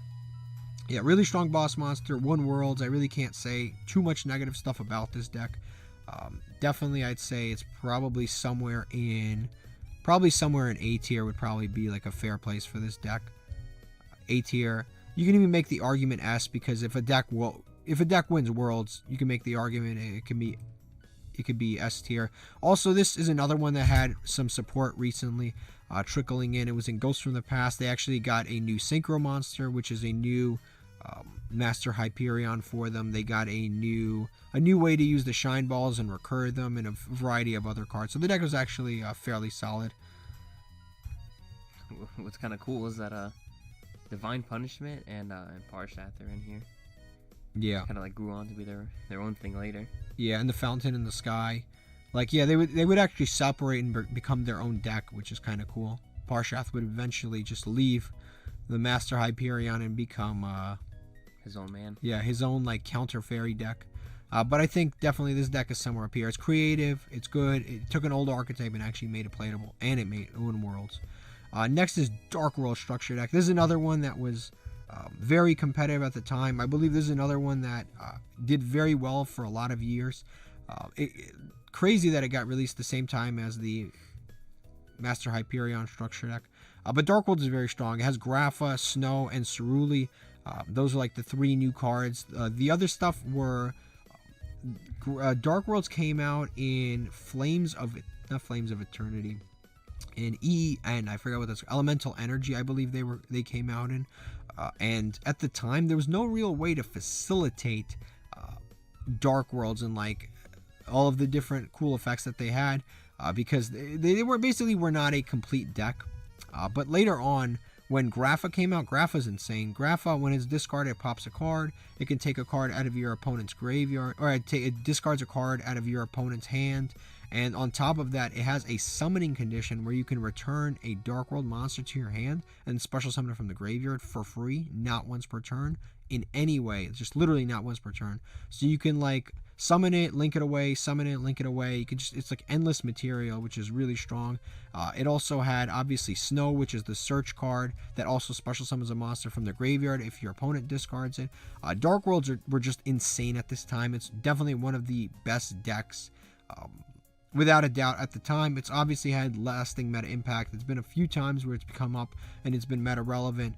It was meta relevant where there was an FTK with Firewall Dragon. It was to the point where people were considering banning Grapha because it has a non once per turn return itself back to the field. The deck is actually really, really strong. I'd say it's probably another one that's in A tier, and it's actually getting a structure deck. I want to say later this year. It's getting a structure deck, so we'll see how that goes. And again, it's a pretty cool thing. It would later evolve and obviously be played with the dangers, but I think A tier is more than fair for them. Next is the Dragons Collide structure deck. This is another deck that's just really, really strong. The entire point is it was a Chaos Dragon deck. Chaos is one of the most consistent and strong types in Yu-Gi-Oh! just because the best attributes in the game are light and dark. So when you take the best 2 attributes in the game and create an archetype around them, it's obviously going to be very easy to do. At the time, you also had one of the craziest things in the game, which was the Future Fusion. You can activate Future Fusion and then send 5 dragons to the graveyard, and basically once you send those 5 dragons, you don't ever have to summon 5-headed dragon. Putting the 5 dragons in the graveyard is just huge, because Light Pulsar can summon itself from the graveyard by banishing, which was kind of crazy. You could put Eclipse Wyvern into the graveyard. When that card is banished, you can add a dark dragon. When that card is banished, you can add a dark dragon that you banish using its effect to your hand. Like, the effects of all of it were just so insane. They had so much synergy. Eclipse Wyvern was good, Light Pulsar was good, Dark Pulsar was okay, but Light Pulsar was really good. The synergy between the Red Eyes Darkness Metal Dragon and Light Pulsar was insane. Future Fusion was insane. Like, the deck in general was just really, really, really strong. And legitimately, like, all you really needed to do was buy 3 structure decks, and the deck was actually kind of playable. Like, you really didn't even have to include that much more stuff. You can include things like a card destruction maybe, or like at the time, what year is this? You could probably include like a tour guide just to put some dark monsters in the graveyard. Maybe get some Exceeds going onto the field. And at the time, the Exceeds weren't even that crazy. It was literally just like Leviathan Dragon, but it put extra dark monsters, it put extra monster names into the graveyard, which is pretty cool. Sangan, I believe, just came back at this time, so you could Sangan. But Sangan wasn't really like that impressive with tour guide at the time. There was no link monsters, but still, it was like something. It was still a very, very strong deck. And like I said, you could buy 3 of these, get a battle pack, and get some tour guides, and the deck was actually fairly decent. Not to mention, it came with like one of the best dragons of all time, Red Eyes Darkness Metal Dragon. So once per turn, and he works very, very well with Light Pulsar. Yeah, because you loop them back, and if they like Raigeki or something, just bring them both back. Or bring Darkness Metal back from Light Pulsar back with Darkness Metal. Yeah, but it was a really strong deck, and like I said, the and Red Eyes Darkness Metal, he's right. It had no, it was a soft once per turn, which was really nice. Yeah, the soft once per turn Red Eyes Darkness Metal Dragon was just insane. It's kind of goofy, is like the little like blue eyes and like Red Eyes engine. Yeah, there is. Yeah, there's Red Eyes Beat Chick, White Stone of Legend, Blue Eyes. Like, if you're building this deck, you're cutting all that stuff. It's crazy. Like, this deck, honestly, 3 of these was actually pretty good. Like, the only thing that you really need is a 5-headed dragon, a Future Fusion, and maybe Tour Guide. And you have a pretty competent deck, honestly. Yeah, but I think one is pretty bricky. Yeah, just one deck is pretty bricky. But typically, when you're looking at these, you're buying 3. But yeah, there's a lot of nonsense. Yeah. There's a lot of like fluff in this deck, but you're buying 3 and you're cutting a lot of cards. Like with all of these decks, you're buying 3 copies of the deck and you're cutting a lot of the fluff out, and you're just playing the good cards. We didn't even mention Dark Arm Dragon. I didn't even peep Dark Arm Dragon's in here. Yeah, he's another dragon that was just insane. I believe at this point he was like limited to 1. But still, the deck is really, really cool and really, really strong. I'd say it almost want to say S tier, just because the deck is just, it was just insane. It had such a legacy impact too, because it's like Chaos Dragons are still to this day good. Yeah. And it's got like, Dark Arm Dragon was like he was like a boss. He was like, yeah, he's really expensive. Monster, yeah, like in 08, like a few years before. Yeah, I don't know. There's so many like, it's between S and A. Honestly, I'd say go with S, because there's just so many like strong there's just so many strong cards. Like you said about the Light and Dark Chaos, and on top of that, they're the best attributes and the best type. Yeah. So it's just so many. There's Light, Dark, and Dragons. Yeah. So much support. Next is Samurai, the Samurai structure deck. Samurai Warlords. Is this the one that includes Shien? There's like 18 Shiens. Shadow of the Samurai Shien. Great Shogun Shien? Yeah, when I say Shien, I mean the Synchro Shien. Shien's Foot Soldier?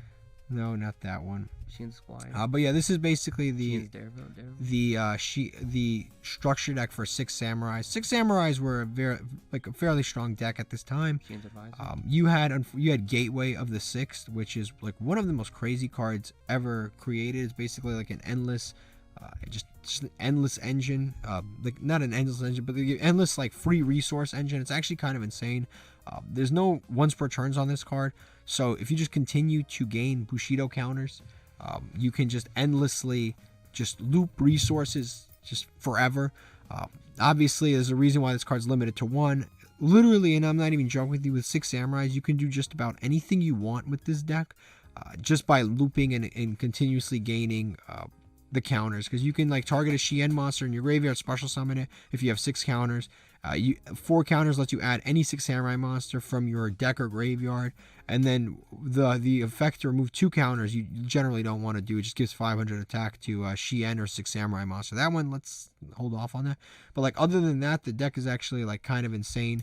And then of course at the time they had their Exceed monster, which is not that good. But the other Shien monster, which is their Synchro monster, which is good. It actually negated spawn trap cards, which at the time was huge. Like there wasn't really a lot of decks with a lot of negates, and the decks that did have negates required you to put up a lot of resources. It was a lot of like the Majestic Dragon and like yeah, some of the other like big synchro dragons that required you to summon a ton of times to actually get a negate onto the board. And then on top of that, I had the Floodgate that was a Great Shogun Shien. So your opponent only had 1 spell or trap per turn, and then if he had the synchro, you get to choose. Like if they activated something else, you can negate it. So if they activated like a board wipe, you can negate it, and if they activated like something else, and that was it for them. So they had to start with like 2 board wipes, kind of wild. Yeah. You know, I think it's definitely like, it's either in B, I think it's probably like in B or an A tier. It's good, but they hit this deck too many times, too fast. I'd say probably like A tier is probably like where it's at. It's a pretty strong deck. Next is, this is the second Umi structure deck. This deck was not by any means, it was not bad by any means, but you had to mix it with like Mermills. Atlanteans are very strong, but you mix them with Mermills and a variety of other things to actually make them really, really strong. The whole point of this was to, it was kind of like another like Atlantis deck and another kind of legendary ocean deck, except this time you got Forgotten Temple of the Deep, which again I believe counts as Umi. It's another one of those cards that counts as Umi, and then there's other cards generally that count as Umi on the field. It's like a continuation of the various Umi stuff, but unfortunately sometimes it's not quite as good as the original legendary ocean. But as an archetype they were pretty good. If they're sent to the graveyard, you can basically get additional effects. You have the boss monster, which is actually kind of decent. Overall, I think the deck is fairly good. The issue with this deck is, again, you just have to mix it with other types to actually make it viable. It's tough to play 3 of them and be as competitive as some of the others. I think it would be cool to have like a tournament where everybody plays like a structure deck and see how far everyone gets. But as far as the structure deck goes, I think this, as a sealed structure deck, not including the Mermills, is probably like top of B tier. It's a very good deck, but again, it's like you just have to include a lot of different stuff to make this deck somewhat viable. But it's still a very, very strong deck, don't get me wrong. Obviously, it did very well, a lot of representation in tournaments, but tough to play in an isolated manner. Next, we've got the Fire King structure deck. This one is another one that's kind of iffy. I think the design for the Fire King structure deck is really, really good. It's basically just, the goal is to destroy your own cards, and when you destroy your own cards, you get to... you get additional effects. Grunix is a crazy boss monster. It literally comes back every single standby phase, which is just insane. It's a really, really strong effect to be able to come back every single standby phase. And then once it comes back, it blows up the board. And if you have 2 Grunixes, you can literally keep an endless board wipe going, which is just insane. If you put 2 Grunixes in the graveyard, it's just special summon, destroy everything. It destroys the other Grunix, and then that one is basically prepped to go and summon itself back during the next standby phase. So you board wipe your opponent every single standby phase, and it's very tough, especially at the time that this was released, to do anything about it. You had DD Crow, but it's not like DD Crow what year was this? Probably like either 13 or 2012. 13. So DD Crow may have been a little prevalent because of the Dragon Lords, but generally the deck, unfortunately, as time went on, just kind of got power crept and weaker. At the time, I think it was a cool strategy. It has cool synergy with certain decks like Cosmos, for example, True Dracos. But like I said, because of like bandless hits and power creep, the deck actually, although it's very creative, has kind of fallen off significantly. Call by the Grave just absolutely annihilates this deck. Like, if you activate a Grunix and you have 2 Grunix in the graveyard, they activate Call by the Grave and they target your Grunix and banish that Grunix. Not only can you not bring that Grunix back, you can't bring the other one back. And that whole strategy is dead. If you're planning on popping your field with Grunix, it's just gone. They got, I think, 2 new support cards since the structure deck has come out. One is Fire King Island, and the other one is, I forget its name, but there's an elephant that they got years later. And they got Yaksha, like, immediately when the structure deck came out. But, like, the support for this deck has been sprinkled so sparingly. They also had, like, the True Kings that were pretty cool, and Dragonic Diagram. But Diagram's at 1, and True King of All Calamities is banned. So it's like everything that could have gone wrong with this deck. Power creep and the ban lists have sort of limited this deck significantly. And actually, it's one of those fire decks that actually does work with Rekindling, because they are all 200 defense, which is kind of interesting. So it works with a lot of different like things. Also, it works kind of with the Nephthys cards. But again, the Nephthys cards are... it's a disaster in its own right. So I think the creativity was there. I think between power creep and banless hits, I think this deck is probably in like C tier. Really cool. One of the decks I really like, but unfortunately not quite strong enough. Next is Saga of the Blue Eyes, White Dragon. This structure deck basically put Blue Eyes sort of back on the map. This deck had Maiden with Eyes of Blue. This is what, 2014 now we're talking about, or end of 2013? 13, yeah. 13. So this is like around the time where they started hitting the Dragon Rulers. Maiden came out. Maiden was a fairly strong deck. Maiden was a fairly strong card. She was a strong deck already. But outside of Maiden, I don't think there's a lot of actual like new cards in here. It's Maiden and the Synchro Monster. What's the boss monster? The Synchro Monster. Damn it, I was trying to be an idiot. You're trying to be an idiot? Oh, yeah. The Synchro Monster and Blue Eyes are really... It's Blue Eyes, the Synchro Monster, and Maiden. Maiden is, at the time, was actually a decent card, because if she got targeted for any reason, you summon a Blue Eyes. And if she got targeted for an attack, you change her to defense, and then summon a Blue Eyes from your deck. So either way, you're summoning a Blue Eyes. Which that effect is actually kind of cool. It made Maiden kind of difficult to get rid of. The support wasn't really there for Blue Eyes. Obviously, Blue Eyes would go on to become a better deck and win Worlds, but that's like years later. This is 2013. Blue Eyes won Worlds in 2016, and that's only because of like Alternative and Sage and Spirit Dragon, like all the stuff that actually came out that made the deck better. This basically gave it 2 cards. I think Azure Eyes is a good card. He's a good boss monster. He's fairly easy to summon. He's a synchro monster. Took Blue Eyes in a different direction. And basically, Blue Eyes only had 2 tuners at the time, which was the Maiden, which Maiden was an easy one to set up, because if your opponent attacked the Maiden, you got a Blue Eyes. And then, of course, you've got the other one, which was the Stone. Now, the problem with Maiden is your opponent has to be the biggest idiot on earth to actually attack it. You leave it in face-up attack position, 0 attack, 0 or not 0 defense. I believe it has some defense, but I know it has 0 attack, or 0 attack, 0 defense, and your opponent has to attack into it or has to target it in order to get its effect. Now, you can technically target your own Maiden and then special summon a Blue Eyes, but again, like, what are you targeting your Maiden with at the time of this deck? Like, there's really not a lot of stuff that you can target your own monster with. Like, in the structure, I mean, I guess you can target with, like, an Equip Spell or something like that. But, for the most part, your opponent's not targeting it or attacking into it. They're just waiting until they have some sort of non-targeting removal to get that Maiden off the board. And when they have that, they're just going to attack over it. And, yeah, it's going to be as simple as that. I just don't think it was enough support to really put Blue Eyes over the edge. It made the deck better, but not quite good enough. And weirdly enough, I think Konami's actually reprinting this deck, which is super odd. This is a deck from 2013. Why are they reprinting this now? Like, I think I saw this in Walmart like last week. Why now? I don't know. It's like, it's not like the people are like clamoring for like the 3 Blue Eyes cards that are in here. Honestly, I think this is probably like around C tier.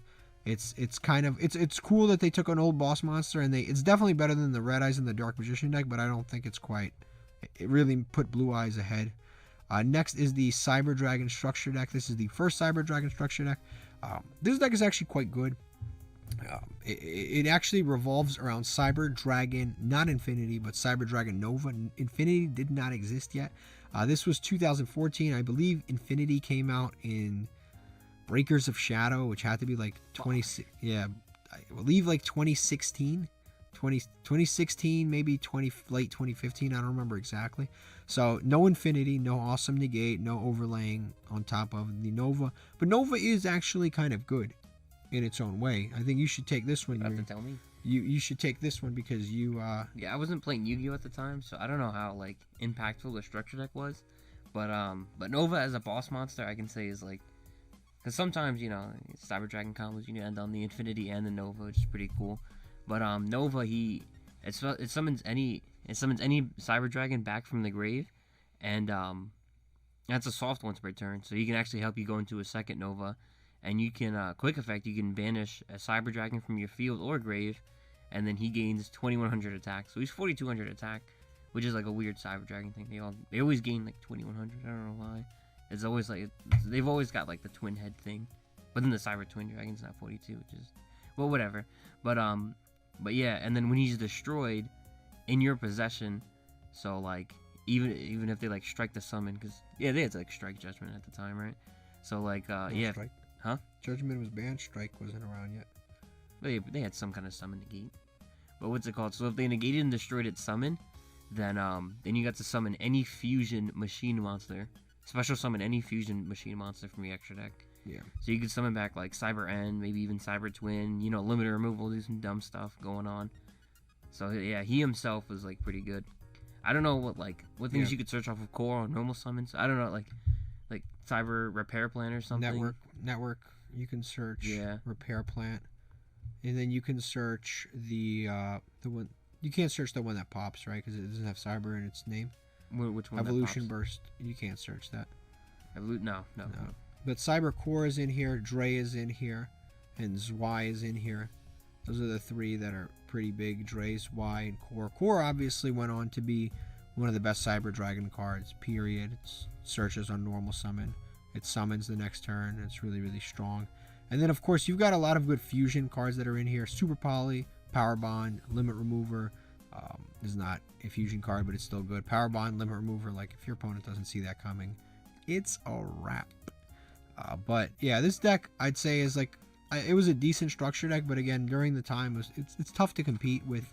This is... Now we're talking about where... In what year is this? 2015? Yeah, 2015 or 2014. 2014. We're entering the sort of like the beginning of the Pendulum era, the end of the Exceed era. So we're heading towards that area. It's going to become a lot tougher to compete. Yeah, and honestly, other than special summoning Cyber Dragon and then like normal summoning Dre, I can't see how you would summon like Nova, that and Machine Dupe, but like there's just less searchers, less stuff. Yeah. There's not as much as there is today, but like the deck was decent at the time. I'd say probably a fair place to put it would probably be somewhere in C tier. Like it was a decent deck, but nothing like outrageous. Obviously, it's had a lasting impact where Cyber Dragon has become competitive and meta relevant since. But this structure deck, although it had a few good cards, it wasn't quite enough to put it over the edge. Well, it's weird that the structure deck doesn't come with Machine Dupe. You would think that would be like Machine Dupe, yeah. You gotta go buy it. And probably at the time it was just it comes with 3 of a kind, but not Machine Dupe. Next is the Judgment of the Light structure deck. Realm of the Light. Realm of the Light. Okay. So this deck was actually Lightsworns were competitive like for quite some time. Actually, they were competitive basically since release, even into Edison. They were pretty competitive. I think they stopped being competitive when they finally like hit enough of them, and also the Dragon Lords came out, and then they just power crept everything. But yeah, this is a new structure deck for the Lightsworns. It's obviously one of the most popular decks ever. But what they basically gave them in this one was Michael, the Arc Lightsworn, which was their new boss monster. It was a level 7 synchro. You pay 1,000, banish a card, and then also he mills when he dies, and then he makes you gain life points. And then there's another one that came out, which was very important, which was Raiden. Raiden is the best Lightsworn main deck monster available, And unfortunately, that's not saying much because he's been basically power crept by every other like main deck monster. But he basically allows you to mill during your main phase with no cost, no setup whatsoever. Just mill during the main phase, mill 2 cards. And then also you've got Minerva, not Big Minerva, Little Minerva. Little Minerva is another Lightsworn. When she's milled, she allows you to mill an additional card, which was pretty cool. She was a tuner, level 3 tuner. She comboed very, very well with the Raiden, and they basically made a, well, not Raiden because Raiden's a tuner too, but she comboed very, very well with like level 4s to summon a Michael Lightsworn. But the deck basically facilitated a lot of different things. Yeah, it made Lightsworn stronger, gave him 3 new monsters to play with, and it made Summoning Judgment Dragon a lot better. The whole thing with Lightsworns is you want as many different names as possible, and obviously having more names is always a lot better, especially when they're usable. Unlike who are some of the bad ones, like Arcus or Shire, like some of the nonsense ones. Yeah, I don't even remember ever seeing these. Nah, we've seen them. We did a tier list for Lightsworns. Nah, but like I don't even remember them from there. Yeah, but some of the bad ones, you got to replace the good ones with the bad ones. They definitely, so Lightsworns, it's tough to say because it's like they've had so much legacy impact on the game, but they have been power crept so much. Like Tearlaments is like, Tearlaments with that other deck, with the Ichizu cards, it's like, it's almost embarrassing. It's like Lightsworns, they get a card that lets them mill 2 cards. The Ichizu cards mill 5 cards. As a quick effect from hand, and they bounce a monster special summon from the extra deck. It's like insane. No, it really is. It's absolutely insane. Like how much power creep there is. Like Lightsworns can't even get a card that mills 3 cards during the main phase. They get like this outrageous, endless board. Like I said, legacy impact was huge. But as far as like lasting impact, by the time they released this deck, I think the deck was just kind of just okay. I'd probably say it's somewhere in B tier. It's a good structure deck, but not quite as much of like legacy impact. Next is Geargia Rampage. Geargia is a decent Xseed deck. I'd say it's probably it's like a decent deck. It's a decent Xseed spam deck. It works around like Geargia, Giant X, stuff like that. It basically works around rank 3 and rank 4 cards. If you ever played Master Duel, there's a whole chapter devoted to them there. It's actually kind of a fun chapter. It's a fun deck. The deck is actually kind of nice. It's what's cool about this deck is that you can buy 3 structure decks and basically throw in a few staple Xseed monsters and build a fairly competent deck. To this day, like the deck is really not that bad. It spams Zeus's like nothing. Honestly, I think the deck had legacy impact. When it came out as a fairly strong deck, you can buy 3 structure decks and it does pretty well. I think it's probably somewhere around B tier. It's a reasonable deck, nothing too crazy, but I'd say it's still pretty good. It's like, again, they put in these gadgets, which the gadgets are in like every single machine deck. I was literally just about to mention that. Like, there's the gadgets and there's the Ancient Gear. Like the 2 boss monsters from the Ancient Gear structure deck are in this as well, which is mad random. Which is really odd. They just like, every single machine deck that we've shown has had the gadgets. I don't know why they do that. It's weird. Like the gadgets were good, but like every deck, come on, guys. Next is the Hero Strike structure deck. It wasn't in the Cyber Dragon one. Oh yeah, Cyber Dragons. Well, that's a totally different story.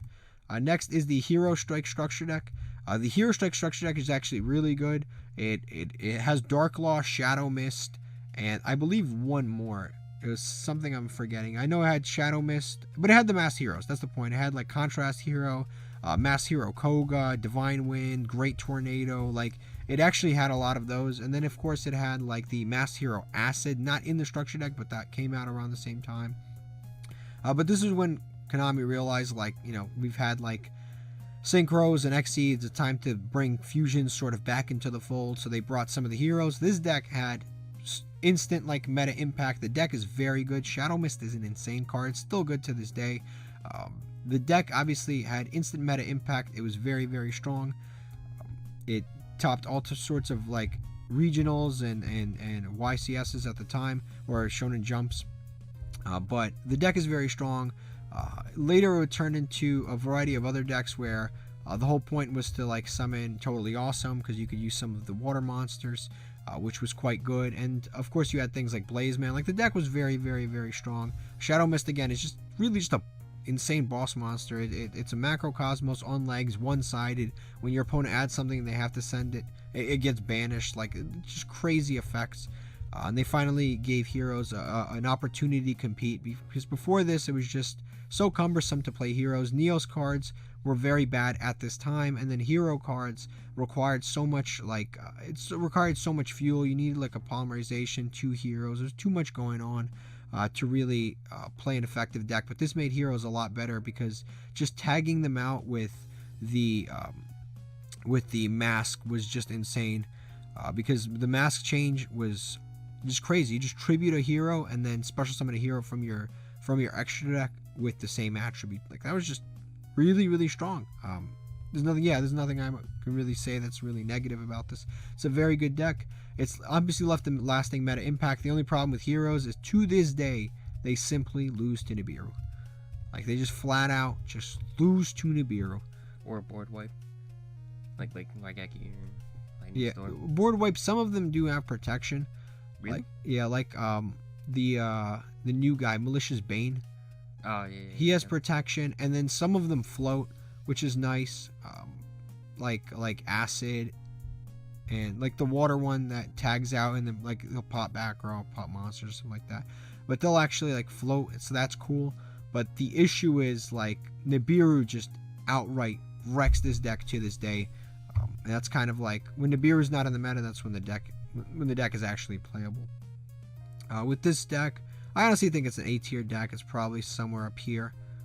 It's a strong deck. It's had definitely lasting meta impact. It's made heroes a lot better.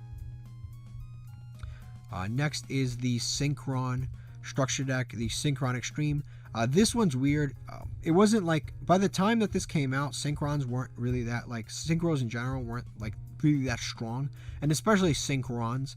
Synchrons did have a very, very strong like impact on the meta for many, many, many years, but unfortunately not in structure deck form, because during that time they were releasing structure decks like this one, like the Spellcaster structure deck, and they were releasing like this stupid Gear Freed structure deck. These were the structure decks that they were releasing that just did not use synchro monsters, and unfortunately I wish they had released the structure deck a few years back, because it would have been actually much more meta impactful. It did have some good cards, like Jet Synchron actually came out in this set, and obviously that was banned for quite some time.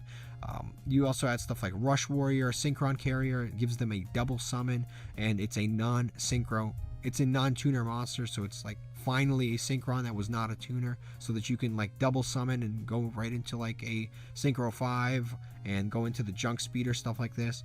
This is another one that's similar to Hero, where it gave the deck a huge power boost, but not quite enough. I'd say this one is probably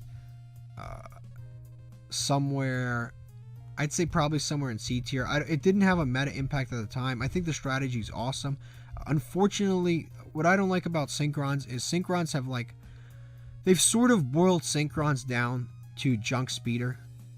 And if you summon Junk Speeder and Junk Speeder gets ashed or impermed or Nibiru'd, or basically anything happens to that Junk Speeder, you basically pack your stuff up and move on to the next game. Like that's what Synchrons have come down to, and it's kind of sad, because that card is like the all or nothing for the deck. But if he resolves, you essentially win the duel, because you're putting at least 4 Omni Negates onto the board. But if he doesn't resolve, you just pass. And it really is kind of sad, because it's like the deck has become sort of, what would you even describe that as? It's just like, it's so all or nothing. Yeah, it's such a weird gamble you have to take. Like there is no like oh, like I have a contingency plan, a backup of some Nothing. kind. It Yeah, literally has no backup. there's nothing you can do. Like if that card gets ashed, you lose. And you can't even like oh, then I'll just like link or something after, try and end on something. You're stuck. Yeah. Yeah. I can't even describe it. It's just, It's such a weird, it's almost like exclusive to that deck, where like if the entire strategy is built on one card, and if that one card fails, then you lose the duel. Like it's insane. That's unfortunately the sort of legacy impact. I think this deck just got released far, far too late. This should have been released at the time that Gemini, this shouldn't have been released, and this should have been released instead of this deck. That's the reality. Next is a Pendulum deck. This is our first Pendulum deck first of a few Pendulum decks. So this one is the Master of Pendulum deck. It had some of the magicians released in it, like Dragon Pulse Magician, Dragon Pit Magician, Noble Magician, Oath Dragon, Wisdom Eye, like some of the really good Pendulum Magicians. You've got Performer Pal, Skullcrobat, Joker. This one actually led to what most people would call a Tier 0 format, which is absolutely insane. It was the, what do they call this? I forget what it's called. Draco Pals? Not Draco Pals. It was something else. Yeah, the deck that really changed just this structure deck in combination with some of the newer cards that got released created Pepe format, which was like an instant Tier 0 format. It got hit almost immediately. A lot of the cards that are in here are just really, really strong. Performer Pal, Skullcrobat, Joker, like I said. Some of the other magicians. This was like early era unnerfed pendulums. Like you had your own pendulum zones. They didn't eat up your spawn trap card zone. You can still play full spawn trap card zone and the pendulum zones. It was actually a really, really insane strategy. It basically facilitated the beginning of a Tier 0 strategy. And obviously pendulums have had a lasting impact. They've been meta relevant essentially every single time that Konami has allowed them to be meta relevant.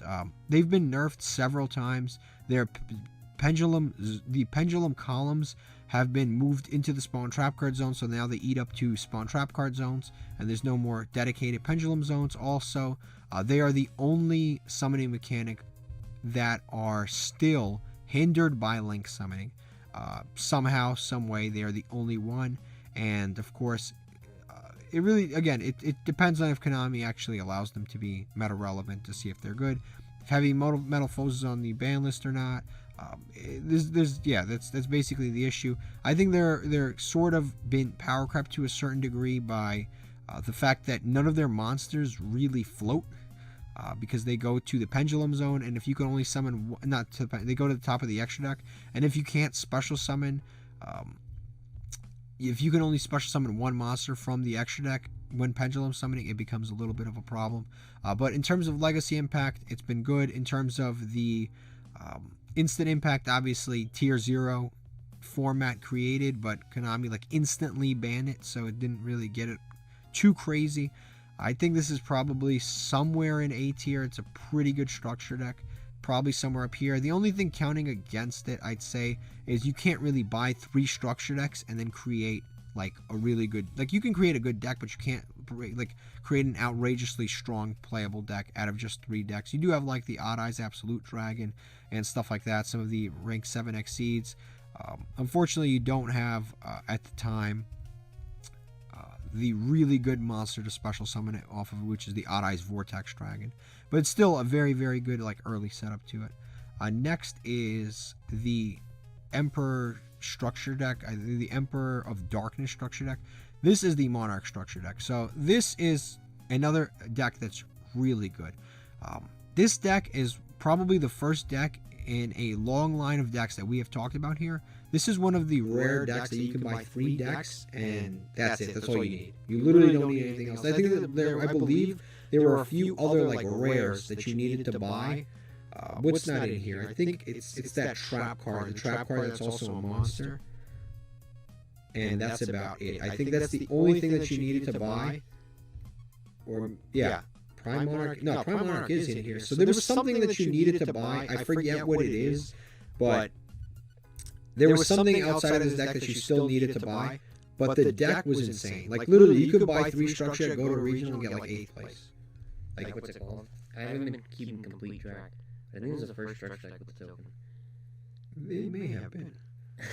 I'm not sure. The last one, yeah, I think this might be the first token structure deck, which is a nice addition to all of it. But yeah, this deck was just insane. They took Monarchs, which are a pretty like legacy sort of archetype slash just overarching theme. We've had a few different like Monarchs that have been meta relevant. You've got like Mobius was always a good like Monarch slash side deck card.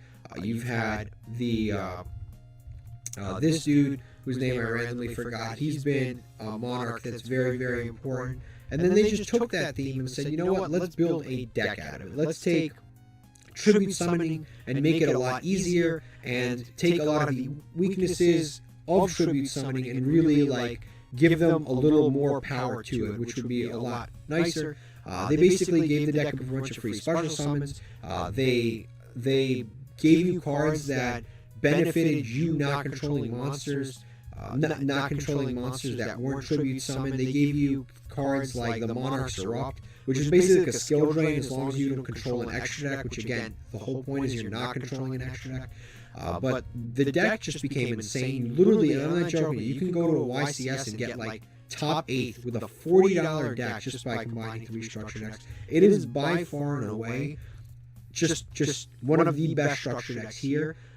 The incredible instant meta impact that it had was outrageous. You could go to a regional, like I said, and instantly win.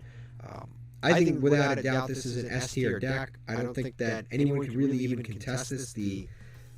Even Konami, like almost immediately, created an emergency ban. Not really an emergency ban list, but this deck literally got hit like 3 months later. Because Konami, if they have a deck that requires 3 structure decks, maybe 2 $5 cards, and no extra deck, that is basically them not making money, so they had to hit this deck almost immediately. I'd say definitely S tier. I never knew that the Monarchs had like a sub archetype that are the Vassals. The Vassals, yeah. The Vassals I never knew that. The Vassals are the ones you special summon. I never knew they existed. I always thought it was just the Squires. No, you play some of the Vassals at the time were pretty good. Even the Vassals, like Mithra, Thunder Vassal. These guys are mad cool. It's like the the Dragunity and they have their kids. It's like literally that. No, they did really good with the structure. That's really so cool. really. I never knew this. You've got it's crazy because you've got the Mega Monarchs, you've got the Vassals, you've got the Squires. Like they put a lot of thought into this deck, and I really appreciate it. It's a very very strong deck. Again, you could buy 3 of these and go to regional and get a top 8. It's kind of crazy. Oh yeah, I forgot about the Mega Monarchs. It is like the peasants. The peasants. Next is the Felgrand structure deck. This is the second Felgrand structure deck. If you remember, the first one was right here. It was all about summoning things from the graveyard. This is the same thing continued. It is literally just summoning things from the graveyard. That is the entire objective of the deck. It is just basically summoning big dragons from the graveyard. You put them in the graveyard somehow. The new cards are like Archgrave and Divine Lord, Felgrand, and Divine Knight of Creation. And they reprinted some of them like the original Felgrand. But some of the more important like cards are Archgrave had a huge meta impact in Blue Eyes. It basically was like a guaranteed card. You could destroy it off of Dark Matter Dragon. And this is back when Blue Eyes was like a very, very, very strong deck. And also you had things like Return of the Dragon Lords, which summons back any level 7 or level 8 dragon monster. And then it offers free protection. Which is really, really strong. Yeah, Return used to be a crazy card. I remember it was like $12. Yeah. Structure deck's $10. Yeah, it used to be more expensive than the structure deck, just because Return was such a strong card. And it's been reprinted a few different times, and it's still, I would imagine, still a pretty pricey card. Just because it's a fairly strong card. So the deck is pretty good. As a deck itself, it actually wasn't that good, but it lended itself to other decks. Once again, mainly Blue Eyes. That's its legacy impact, is that it was basically Blue Eyes support without having Blue Eyes in the name. Felgrand is... It was like an engine structure deck. Yeah, it was and it's used in other like dragon decks, obviously. But like I said, mostly its legacy impact was Blue Eyes. It's significantly better than the first one. The Felgrands are good. I'd say it's probably like B tier. It never had like meta impact itself, but it had meta impact through Blue Eyes. Basically, the breakdown is like the goal is anything above B tier is stuff that like topped the regional or better, and anything below it are stuff that would like have trouble topping a regional, didn't have initial enough like meta impact to top regionals and win YCSs and stuff. Next is the Yugi structure deck. Despite having Dark Magician on the front of the structure deck, this actually is not a Dark Magician deck. This is actually a gadget deck. Not a gadget deck, I'm sorry, a Magnet Warrior deck. It's actually a Magnet Warrior deck, which is kind of crazy because Magnet Warriors are, although a cool strategy, they are actually not really as cohesive. Now, what I like is that they released a few different Magnet Warriors. They created, obviously you had Alpha, Beta, Gamma, but then they brought out like Berserkion and they made Valkyrion easy to summon, and they created the Electromagnet Warriors, which were just better versions of Alpha, Beta, and Gamma the Magnet Warrior, and they basically made all of them just easier to summon. It's a very fun deck to play, and I will say that, and it's probably at the time one of the better rock decks that we ever had. But obviously rocks have gotten so much better since then. You have like fossils and adamanticators and like all of this generic rock support, that this deck wasn't, like at the time it probably was one of the better rock decks, but now it's gotten significantly like not quite as good. It's a fun deck, but it's definitely like it's a deck that I never really like top regionals or YCSs. It's probably like in C tier. I think it's a cool creative concept, but it's not really strong enough to win anything. Next is the not the Blue Eyes. Despite having a Blue Eyes, again it has a Blue Eyes on it, but despite having a Blue Eyes, it's not a Blue Eyes deck. This is actually the kaiba structure deck. This is actually the ABC structure deck. So this deck is actually very, very, very strong. Actually has an argument for S tier, honestly. This deck was competitive instantly, like as soon as it's released, mostly because all of the A, B, and C Buster, A, B, and C Assault, Buster, and Crush, all of them float. When they leave the field, they do something. They add back from graveyard, they search, or they special summon from hand. Also, the field spell Union Hanger is really, really good. It's a +1 on summon. As soon as you activate it, you get to add one of these bad boys. And then when you summon one of them, you get to equip from your deck. So it's like, it's a +2 on summon. It's really, really strong for a field spell, because most field spells, the majority of field spells in Yu-Gi-Oh! It's like, oh, gain 300 attack. It's like, but this field spell like actually was like a +2 every single. No, it was a +2 on turn 1, and then from then on it was a +1 every time. So the field spell is really, really good. Yeah, there's nothing much I could say about this. They threw in some of the XYZ and XY Dragon Cannon and stuff like that. But that stuff you really don't even want to summon. They bring in the A to Z Buster Dragon Cannon. Again, none of that is really necessary. The best boss monster they have is the ABC Buster Dragon Cannon. ABC Buster Dragon. That card is insane. It has a discard to target and banish a card. That effect is crazy. It's a quick effect, and on top of that, it has an effect to tribute itself and then bring back the pieces back to the field. And if I didn't mention, this is all a contact fusion, which is very, very strong. The deck had instant meta impact, and it came back several times where it was meta relevant. It came back in link format just because this is one of those fusion decks that did negatively get impacted by links, because you could actually link someone with them and get free, what would we call, like free resources, or like when you link away, for example, B, you get the search. When they hit the graveyard, you get free resources off of, which is pretty good. So that part of the deck was very strong. It's very moldable to the times. And then of course you had various support. You had the Union. What's the Union monster that came out a little while ago?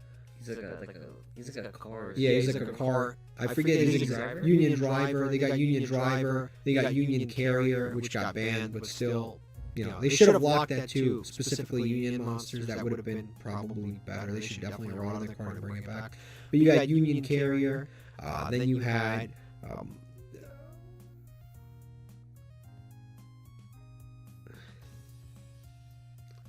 Therions were also very good. This deck had a little footprint in the sand, because it was actually meta relevant when Therions came out, because it was either you played ABC Therion, or at that time it was Prank Kids with the Adventure package.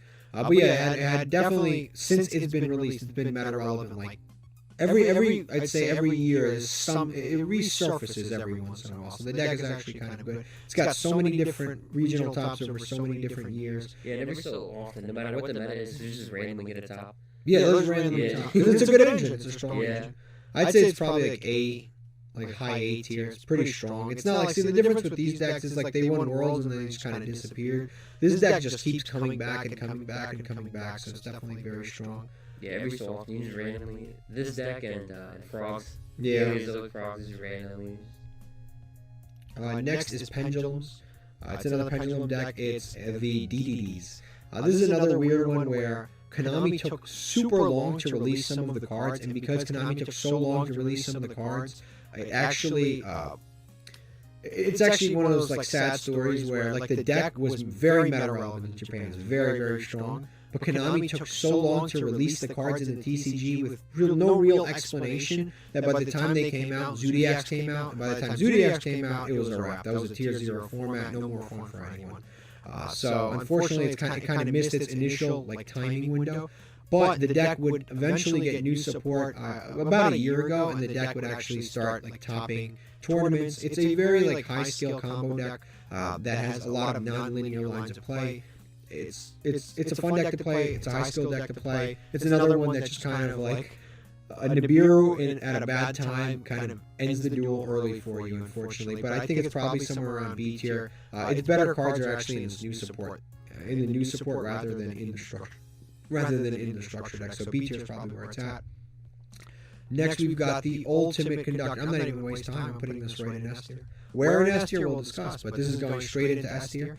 This is the Dinosaur Fury, or what is it called? The Dino Smashers Fury. Dino Smashers Fury. Very, very good structure deck. This is another one of those structure decks that is in competition with the Monarch structure deck, where I would say you can buy 3 structure decks, go to a regional, and top that regional.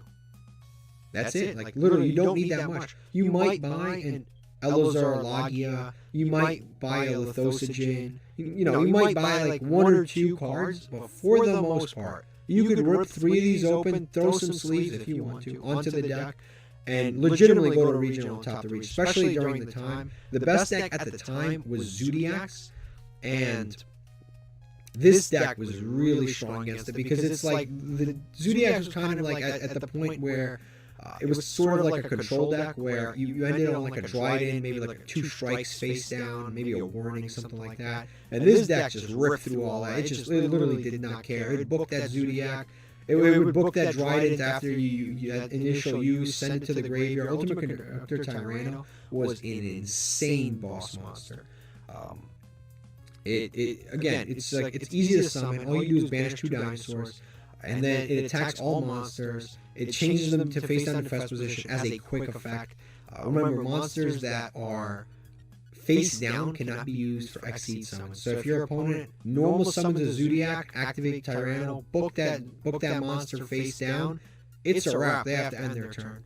And then you basically next turn you just OTK to the deck. Was absolutely insane. And then of course you've got, like we mentioned before, Petite Pterodon was a new one. When that's destroyed, you get to summon level 5 or higher Dinosaur monster. Level 4 or higher Dinosaur monster, which is actually better than level 4 or higher. Then you've got like Soul Eating Oviraptor came out in this deck. Megalo Smasher X, a lot of people don't know, came out in this deck.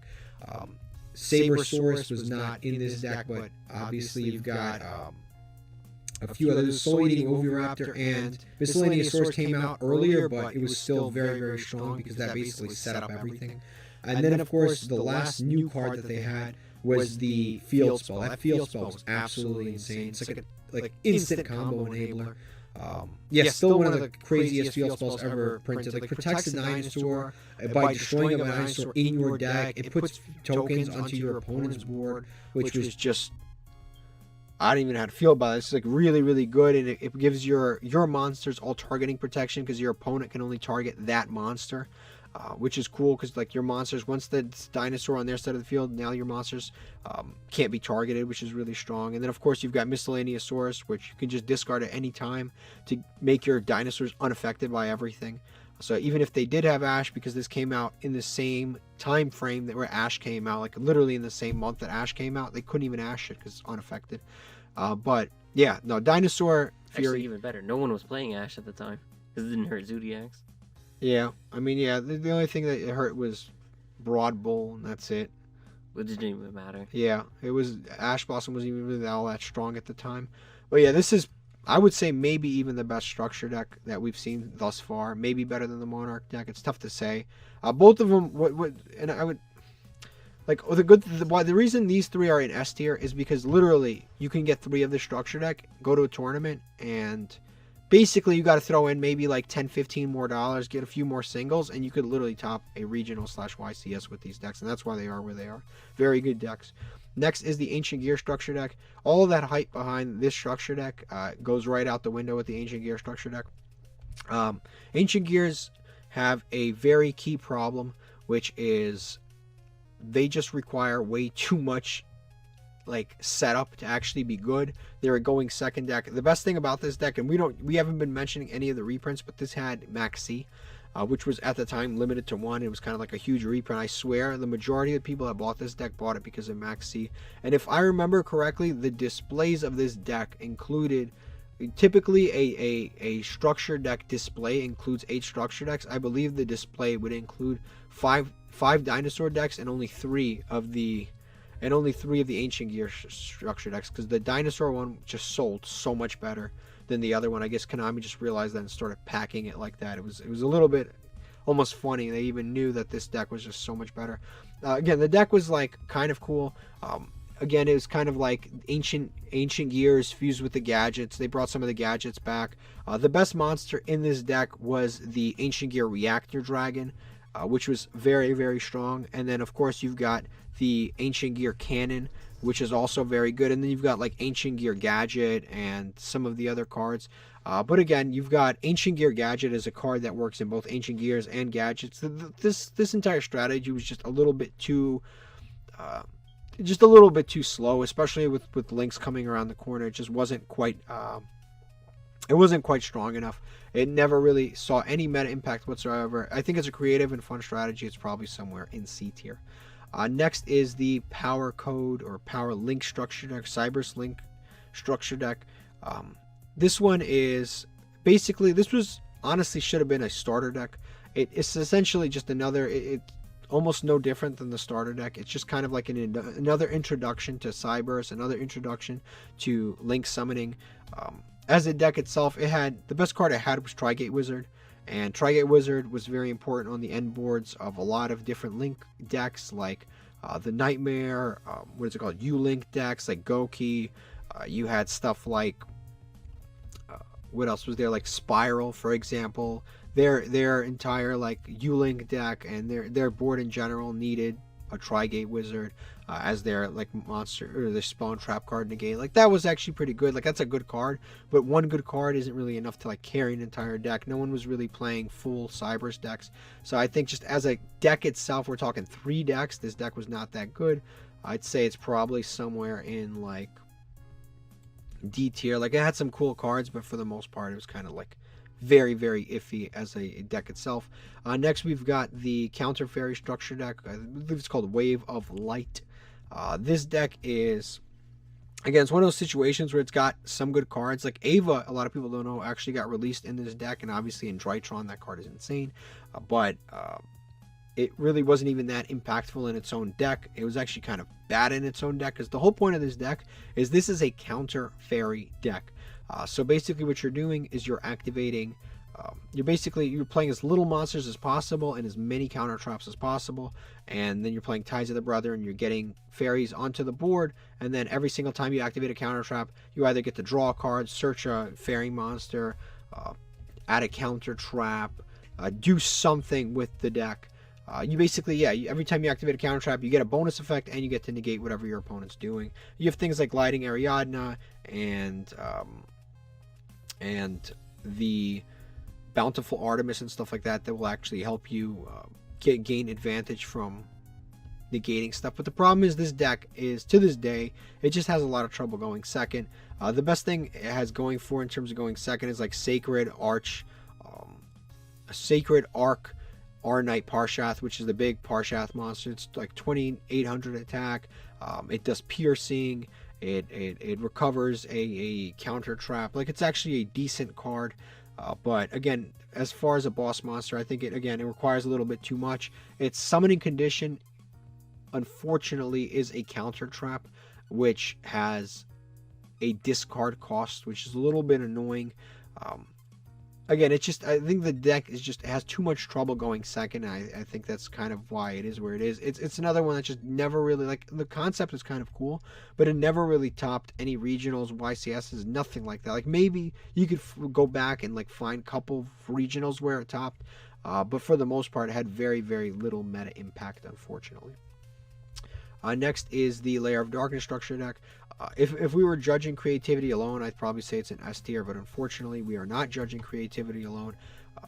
The deck is really cool. So basically it revolves around Layer of Darkness. You activate it, turn your opponent's monsters and every monster on the field into dark monsters. And then if you were to tribute a monster, you can tribute a monster on either player side of the field. That is really, really cool. From a creativity standpoint, it makes every single virus viable at any given time because everything on the field is a dark monster. It makes Super Poly absolutely insane because everything's dark and Starving Venom exists. So you can just turn anything you want dark and fuse it away whenever you want to. That part of the deck is really, really, really strong. But as far as competitive representation, certain cards in the deck have been competitive separately, but as far as like a pure Layer of Darkness deck, it's had very limited competitive representation. So for example, Lilith was very heavily represented in Mystic Mine when Mystic Mine first came out, because you could tribute Lilith, get your monster off the board, and then you can reveal 3 metaverses, set the metaverse, and then when your opponent summons something, you just flip to Mystic Mine, put a Mystic Mine on the board. Simple stuff. Then you've got, that's the case with Lilith. Then, for example, Darkness Diabolos. He was a card that saw meta impact in like Thunder Dragons, and it's because it was just a very strong card against Sky Strikers. It can't be targeted. You summon it just by tributing a monster. It's very easy to get out. Like literally any deck that tributes a monster can put him onto the field for free. It's like a free boss monster. If you tribute Hermetic Seal of Heavenly Spheres, you get him out for free. I think you have to tribute a dark monster. Or if you tribute a dark monster, you get him out for free, which is really, really cool. If dark monster you control is tributed. And so even if you like kaiju. Oh yeah, if they kaiju, yeah, that's true. If you kaiju a monster your opponent controls, you get to summon him for free. So that's pretty cool. And then, of course, and I believe at some point Sky Strikers was using him. I don't remember exactly how, but I believe Sky Strikers at one point was using because what's it called? When you normal ray. Oh yeah, you can tribute it. Yeah. That's what. You normal ray and then tribute it. And none of the Link ones lock you out of like using anything, so it's fine. You just can't use the spells while he's on the board. Or you can just you just tribute him, get rid of the card out of their hand. Yeah, but Darkness Diabolos is pretty good in Sky Strikers. And then on top of that, you had Layer of Darkness, which was used in Infernoids. Yeah, it lost me for a second too. I knew you were talking about. Yeah, Infernoids. So, like, it's funny because the deck literally has seen representation in a variety of manners, in a variety of decks, but, like, not all as one complete deck. So, although it has seen competitive viability, and it's a very cool and creative deck, and the viruses, too, they've obviously seen a ton of, a lot of competitive representation over the few decades of the game. So overall, the deck has seen a lot of competitive representation, but not as a core idea itself, just as a sporadic kind of thing. But definitely the deck is very creative. I think it's one of the cooler concepts that they've had. I think this is definitely somewhere like B tier.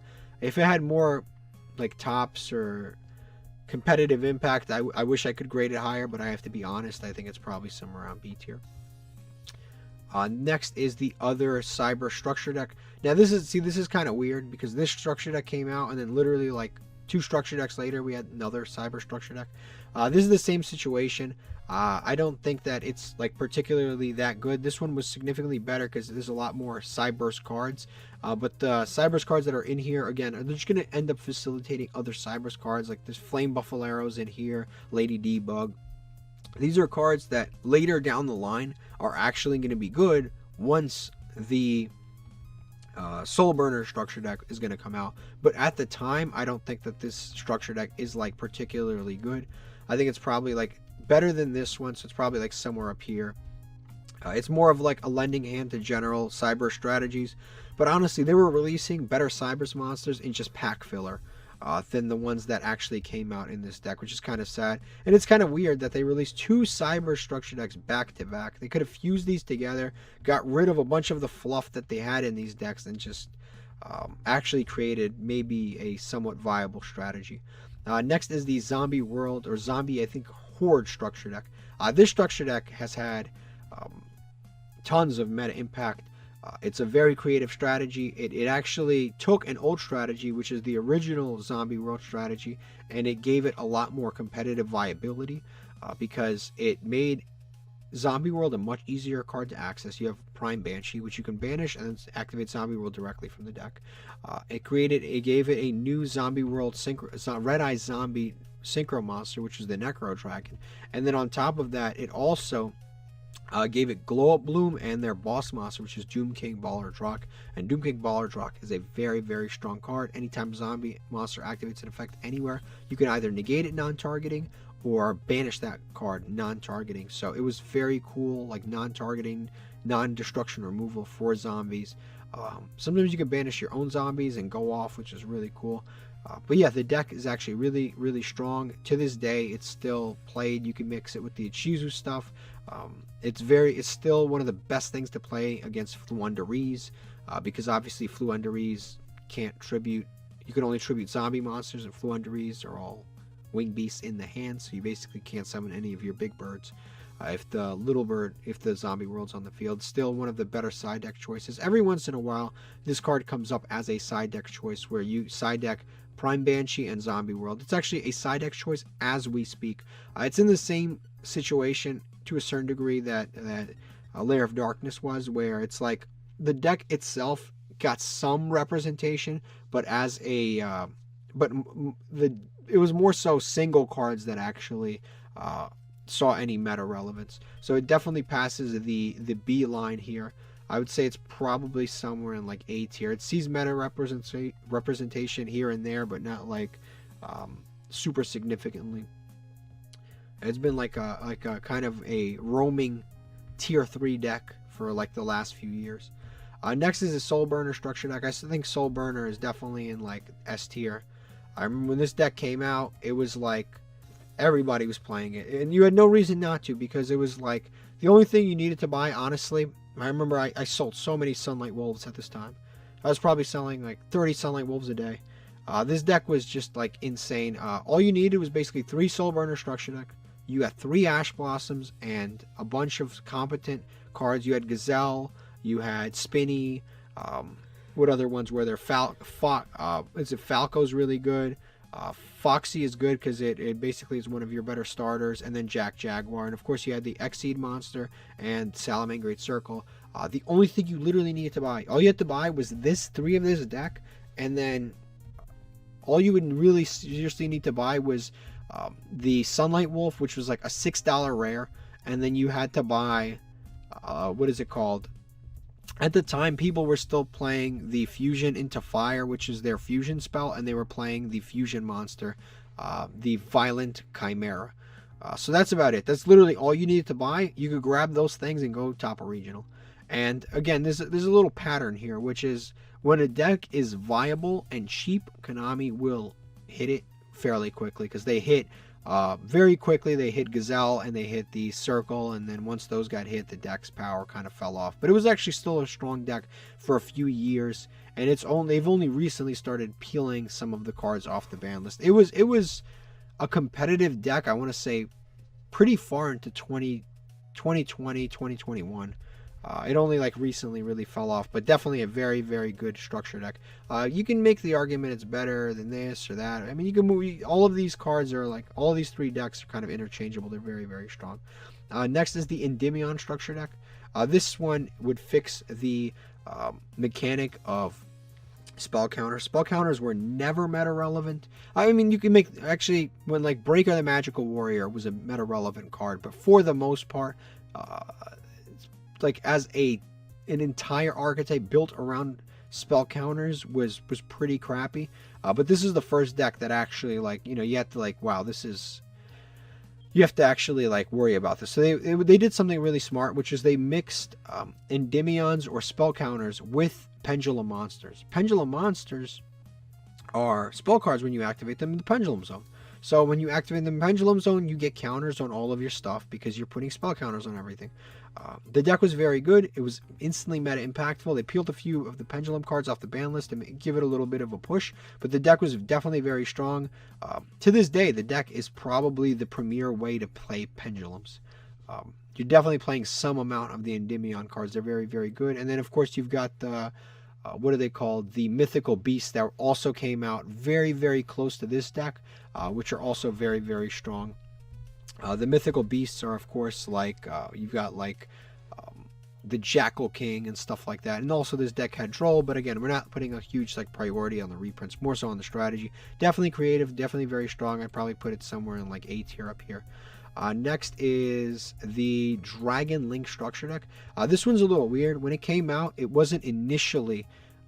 I'm sorry, I call it Dragon Link. It is the Rocket. Yeah, it's morphed into Dragon Link, but at the time, it was the Rocket structure deck. At the time, when it came out, it wasn't super meta impactful. Like, it did top here and there, but it would eventually, like, the more Dragon decks they came out, like, the more Dragon cards and the more generic Dragon cards that they released, the better the deck would constantly become. The Guard Dragons were just insane cards at this time. You had all three Guard Dragons fully legal. Argopane, LP, Pisty, everybody was around. And on top of that, you had the engine with Ib, the World Challenge Justicar, which allowed you to special summon, essentially, she was like an instant Synchro 5 that allowed you to search the World Legacy Guard. Your World Legacy Guard. Continuous spell. Yeah, the continuous spell to bring back a level 4 lower dragon, and then you can build like insane boards. I have combo videos on my channel from like a few years ago of this deck on its release, and it was still a pretty strong deck. And this is one of those decks that just became stronger and stronger and stronger and stronger as time has gone on. I guess the only drawback to this deck is I can't say that you can buy 3 of it and have a competitive strategy, because you definitely have to buy a lot of other stuff for this deck. You had to buy like Borload Savage Dragon, you had to buy the Guard Dragons, you had to buy, at the time he was expensive, but the Hot Red Dragon, Archfiend Abyss, Romulus, like you had the Ib, the World Challenge Justicar, a World Legacy Guard Dragon was like probably $10 each at the time because they were like ultra rares. Like, the deck was very expensive. You had to spend some serious money, and it wasn't even the best deck on release. And to this day, I don't think this is a deck that you can buy 3 copies of and have like a legitimate meta strategy. Like, that's what separates the decks up here. It's like you buy 3 decks and $10 and you have a decent strategy. I don't think that you can actually do that with this deck. I think it's a very strong deck. It probably goes somewhere up here in A tier, especially with just because we've had the opportunity to watch it morph and become better and better. And just to this day, it's still a meta impactful deck on every platform. And it's still improving. Always improving. The Bestials just came out, and that just made the deck that much better. This is one of the few decks that can actually compete against tier limits, because you can activate the quick effect, banish a card from your opponent's graveyard, special summon. It's like a DD Crow that summons a dragon that searches a dragon in the end phase. Like, it's very, very good, and Konami will continue to release dragon support forever and make this deck better and better and better. Next, we have the Shaddoll structure deck. This one's another kind of odd one. The Shaddoll structure deck is very good. It's weird because it's like a lot of people, the knee-jerk reaction is to say that the deck is very meta impactful, which it was. When it came out, it was meta impactful, but at the same time, they did take things off the ban list to make it better. So they took things off the ban list like Construct, which obviously you take Construct off the ban list, it makes Shaddoll's better. My issue with this deck is that some of the cards, the new cards that they actually released, weren't that great, despite that the fact that the deck was very, like, overall that the decks performed, like the archetype was performing well. A lot of the newer cards weren't even all that great. Like, you have the Kelios, which they actually, I don't even think they even play. They had Wendy, which people actually did play Wendy, which she's obviously very good. She's the one that lets you set a monster from the deck. You had Ariel, which was another card that's new. That one is like a triple DD Crow, or it's a DD Crow out of your opponent's graveyard. That card is actually pretty good. Yeah, triple DD Crow, that one's pretty good. And then they got a new fusion monster, which is the App Cologne, which negates a card on your opponent's side of the field, and it's permanently negated, which is really, really cool. Like I said, they got some new cards, but in reality, the best part about the reason this deck was performing so well is because they literally just peeled a lot of cards off the ban list. And then obviously Winda is just a very strong card. If you set up a Winda and you're going first, it's very difficult for a lot of people to play around this. Now, the other thing that's really good about this deck is that they created a few different, a few sets later. They came out in Rise of the Duelist, they came out with the Trap card, which was the Shaddoll Schism. And that card was actually really good. That's the one that really put them over the top. When that came out and the Dogmatica came out, that's when the deck just took off. Because they had the Nadir Servant, and all they had to do was basically played a regular Dogmatica deck. They activated Nadir Servant, they sent App Cologne to the graveyard, they added Schism, and now they were set up for a Winda. It was like right off. It was such an easy, quick setup. It was like a Winda on top of like Dogmatica Punishment plus hand traps. It was just such a strong and consistent deck. So again, it's one of those things where I think that the deck overall is pretty good. I think taking things off the ban list really put the deck over the top. Some of the new cards were obviously very good, but honestly, this deck turned into being used more of an engine than a deck in its final state. And I wouldn't say it's quite S tier, just because it's like, I wouldn't say it's quite S tier because you can't buy no one was buying 3 of this deck and running off the top a regional like they are with these decks up here, but it was still a very, very strong deck nevertheless. Next is the Machina Madness structure deck. This deck itself wasn't super competitive. It came out at a very bad time. It came out like literally mid-COVID, so nobody was playing Yu-Gi-Oh! Everyone was chilling at home. And Emancipators came out. They were like easily the best deck in the game. Emancipator, Eldritch, and basically Dogmatic Invoke were like really, like they were running the meta game at that time. And at the time, like I said, this deck was kind of under the radar. Eventually, this deck would see some competitive play because they've basically taken, and this is actually kind of smart, they've taken all of the different Earth Machine decks and blended them into one big Earth Machine deck. So they've taken Machina and Ancient Gears and the Trains, Therions, and the last one is Infinitrax. And they basically taken all of the best hard once per turn cards out of all of the different Earth Machines, and they've blended them into one big Earth Machine deck. And that deck actually does top regionals. It consistently tops regionals. It actually won a regional in Connecticut just a few months ago. Obviously, no one's winning anything but tier limits right now, but in a normal sense, this deck would typically be fairly good. It plays very well through, it can play Gozen Match because everyone's Earth. It can play Rivalry because everyone's a machine. You can play Skill Drain because all your monsters are 50 million attack. It's gotten some new, it seems like every single set, there's a random Machina card that's sprinkled in. You had one in like Rise of the Duelist. You had one that Harvester. You had the Ruin Force. Like every set, there's like, oh look, there's a new Machina card. It just kind of builds up and builds up and builds up and makes the deck better. It's definitely like a meta threat, but nothing like too outrageous. I think it's like at the very top of B tier. It hasn't really like taken like a YCS or like a really big event, but it's definitely had a lasting kind of meta impact. And I'm very happy about this deck because again, it didn't really get a chance to shine based on the unfortunate time frame at which it came out. Next is the Sacred Beast structure deck. This is a pretty cool structure deck. I think it's awesome that they took such an old concept and actually turned it into a playable deck. I think that is actually it's cool. It's awesome. They took Sacred Beast. It was like this GX unplayable. These 3 monsters that were so big, so difficult to summon. And I mean, Uriah wasn't really that difficult to summon, but they were like these 3 monsters that didn't really do much once they hit the board, which is kind of unfortunate. Uriah was cool because it had like a ton of attack. If you had a bunch of counter continuous traps in the graveyard, it could pop a small trap card. Your opponent couldn't respond. Hamon was just a big monster that you could summon in like Crystal Beast, and then Ravael was just almost unplayable. But this deck was actually kind of cool because, again, they just made the monsters so much easier to summon. They gave them a bunch of little fiend monsters where, I forget, the Dark Summoning Beast and Dark Beckoning Beast, for example. A Dark Beckoning Beast was good. You can normal summon it, get an extra normal summon, and you could search. Like, the effects are so good. And then the Dark Summoning Beast was pretty good. They basically gave them that lets you tribute it and then special summon one from the deck.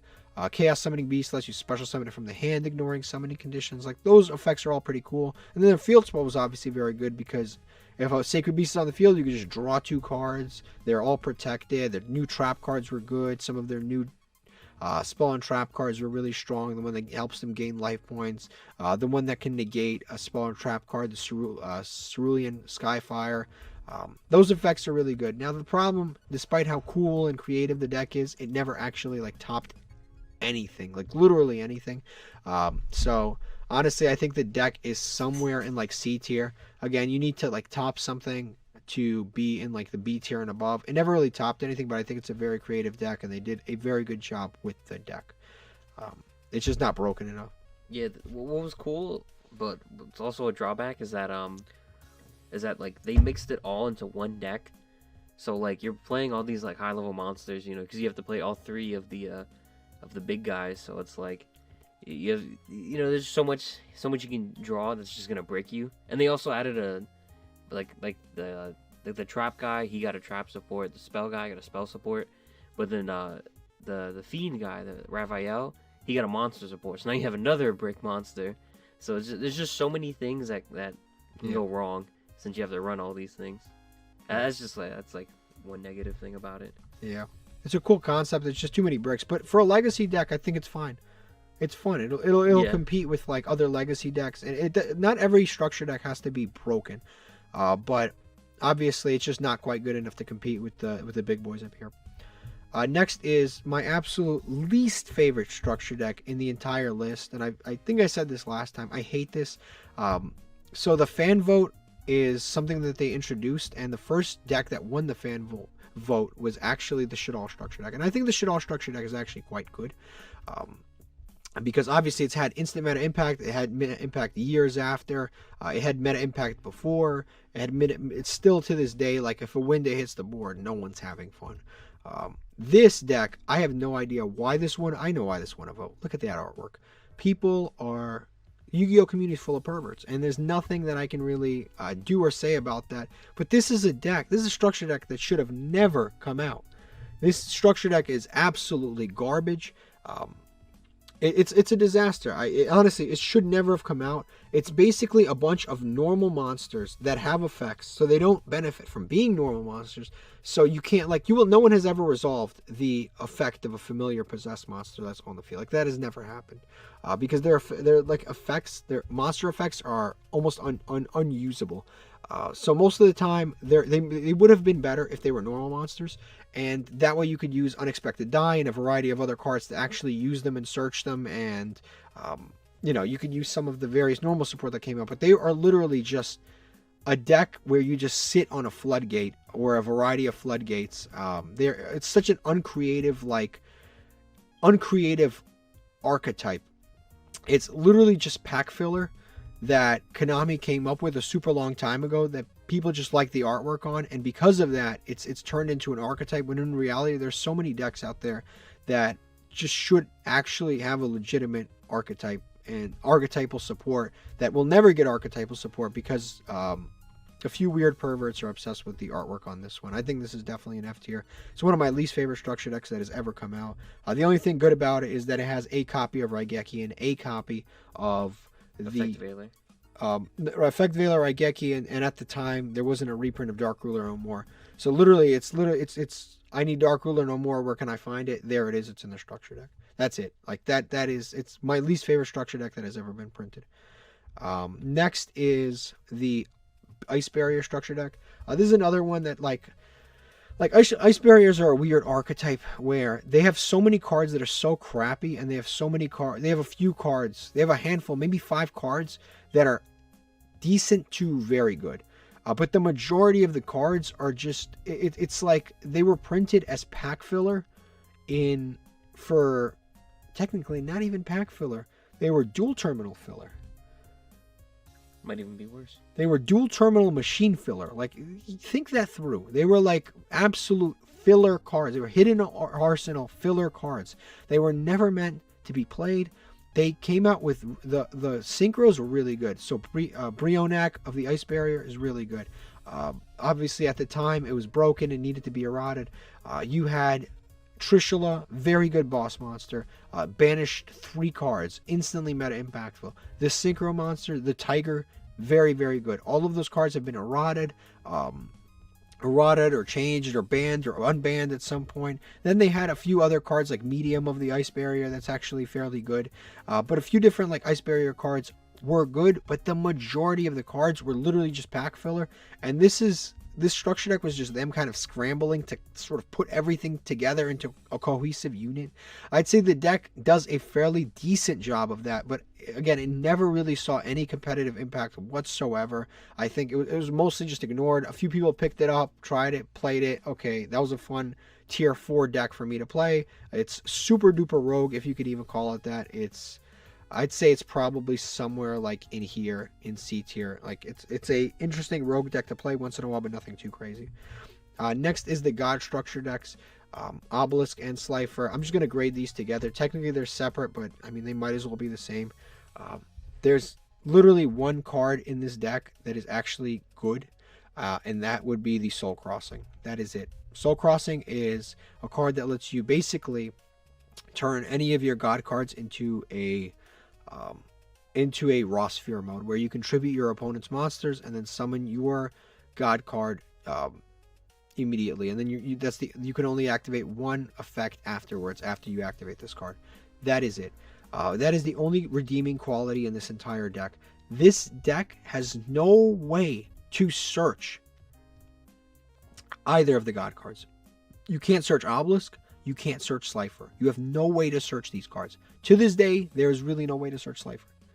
You just have to draw it. You just have to hope you draw Slifer the Sky Dragon, because there's really no way to search the damn thing. Same thing with the Obelisk. Obelisk now has a trap card that allows you to search it. It has a Graveyard Banish effect that allows you to search Obelisk. But these decks cannot be played anywhere near close to a deck as a cohesive unit. They basically have the God cards, Soul Crossing, and a bunch of random crap like Beast King Barbaros, Nine-Tailed Fox, Phantom Sky Blaster, Scape-Ghosts, like just random stuff.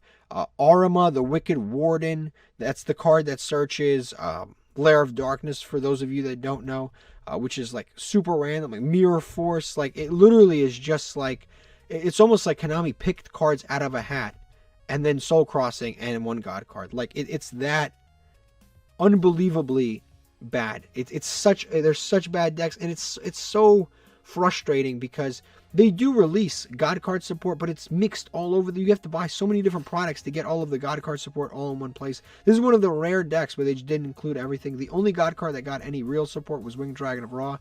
These two are essentially still unplayable. You can technically build a Slifer deck or with some of the new cards that they've come out with, but to this day you still can't search some of these cards. This is definitely like an F tier. Not as bad as Familiar Possess, but definitely an F tier.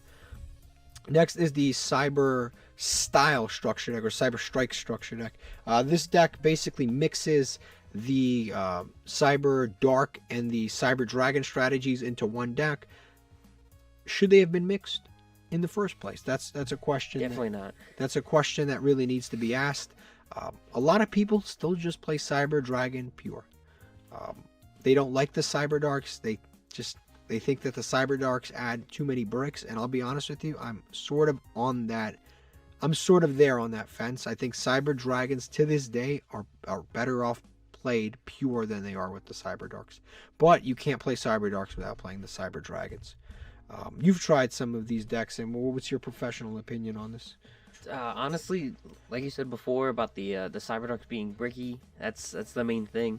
There's like some of the older Cyber Dragons, they aged better. Some of them didn't age at all. Some of them got worse. But like Core got extremely better. Jure's alright. And, OG Cyber Dragon, he's just always going to be great.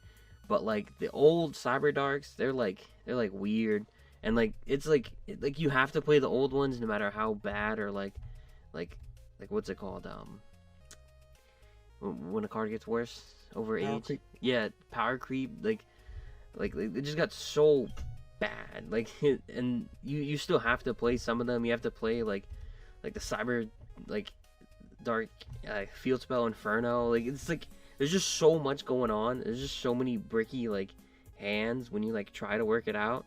But like when you do get the right hand, you can make some like pretty cool stuff. Like there's like you can like Buster Lock in this deck. Like there's cool things you can do, but it's just way too specific. There's just too many things that have to go right, and your combo doesn't even end on like that crazy of a board. You end on like the new Cyber Dark End Dragon, and he's like unaffected, which is like cool, but like there's still like ways of getting around him. So like you're not doing anything like wild, you know?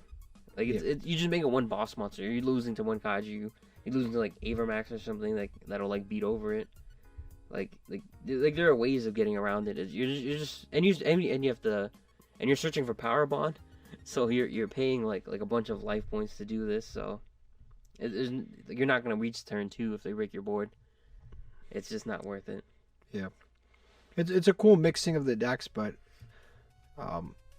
honestly, the deck would have been better if they just left Cyber Darks. Yeah, if they Cyber Darks and Cyber Dragons, yeah, Cyber Dragons. If they just made it like Cyber Darks and like as one deck, where you didn't need all this like Cyber End Dragon nonsense. When you have to include too much stuff, it reduces the amount of like hand traps and board breakers and like other stuff that you can play. So. And it's weird because like some of the Cyber Dragons didn't even work. Like you couldn't really play Repair Plant because the Cyber Darks are dark machines, and I think some of them are dark dragons, but I might be crazy. No, most of them are dark machines. They're all Yeah. dark dragons. Cyber Darks are all dark dragons, but the No, machines, not all of them. Some of them are. oh, It's like a mix. Edge. Yeah, Yep. but it's like it was just weird.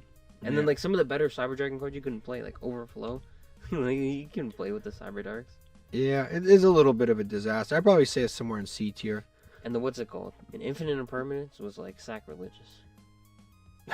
He's like, is Infinity getting negated? He's not even in here.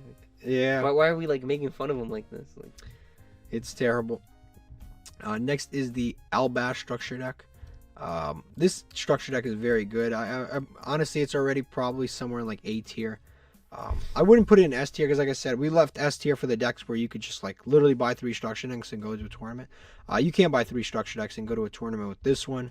I mean, technically you can, but you don't have a Luber, and you don't have Masquerade, and you don't have some of the like more important cards. You don't have Branded in Red. Like there's a lot of stuff that's not included in the deck, but as a deck itself, it's a very strong deck. It just keeps getting stronger because the Saga just keeps getting more and more and more support. So they just came out with Bystials, which has even more Despia branded cards available to it. Yeah, the deck is fairly strong. Obviously, just 2 formats ago, it was the best deck in the entire metagame. And the great thing about this deck is it's not broken. So it's not broken. Like a lot of these decks on here are a lot better than this, but this deck is not broken. It's never getting hit on the ban list. I'd probably say, just because I don't want to have any like recency bias, it's probably like somewhere like around here. Like it's a strong deck, but it's not broken. It's like the best deck right now in Master Duel is Branded Despia, but literally the second splites come out, this deck hits the back burner. As soon as tier limit comes out, this deck hits the back burner. Like the second like any decent like strategy comes out, this deck instantly becomes tier 2, tier 3, because it's like a good deck, but it's not like an outrageously great deck where it just like beats all of the other ones. It's a very strong, very resilient deck. It's a very fun fusion deck to play, but nothing like outrageously broken. the tokens were cool. The tokens for the last few decks have been cool. I'll give it that. Even the tokens for the Familiar Possessed deck, that's like one redeeming quality, is that the tokens in the newer decks have been really, really cool. Next is the Cyber. This is not Cyber. This is Crystal Beast structure deck. This is the most recent one that has come out.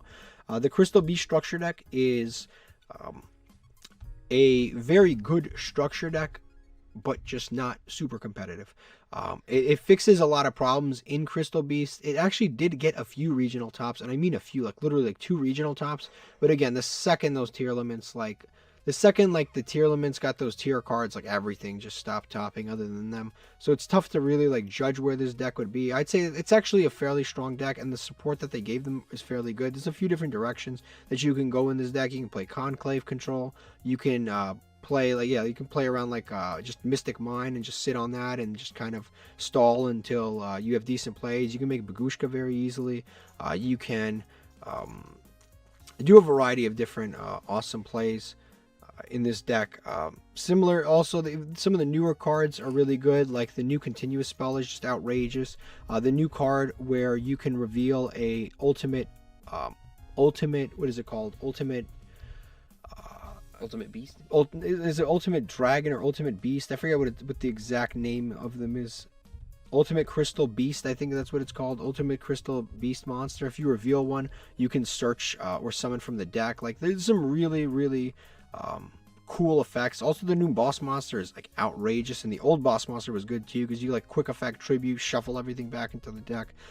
Like, a lot of their cards are really cool. You can do a few different directions. You can make a combo version. You can make a control version. Generally, the control version is going to be more consistent and stronger version, but the deck is definitely pretty cool. Can top regionals, but it just requires and it's definitely very creative. I like what they did with the decks. It's probably like bottom of B tier. If tier limit splites get hit, and this deck, I could see it creeping up a little bit, just because it's tough to top anything right now if you're not playing, tier 1 deck. But yeah, I'd say it's probably somewhere around like bottom of B tier. It has the potential to creep up. You can even make the argument it's in C tier because it's only had like a very small handful of tops. Next, these are 2 projections.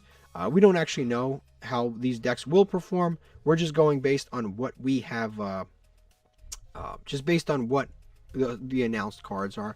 So first we've got the Dark World structure deck. You've seen some of the new support for this?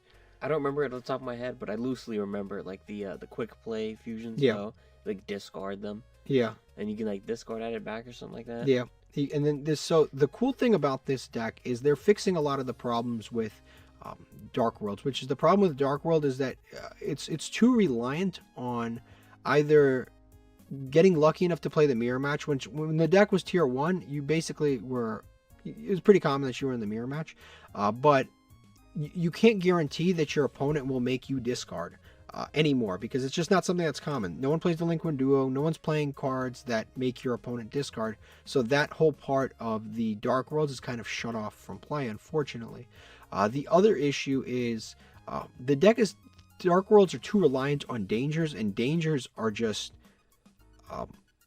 generally speaking, they're just kind of random, and they make it so you can't play hand traps, which is kind of an issue.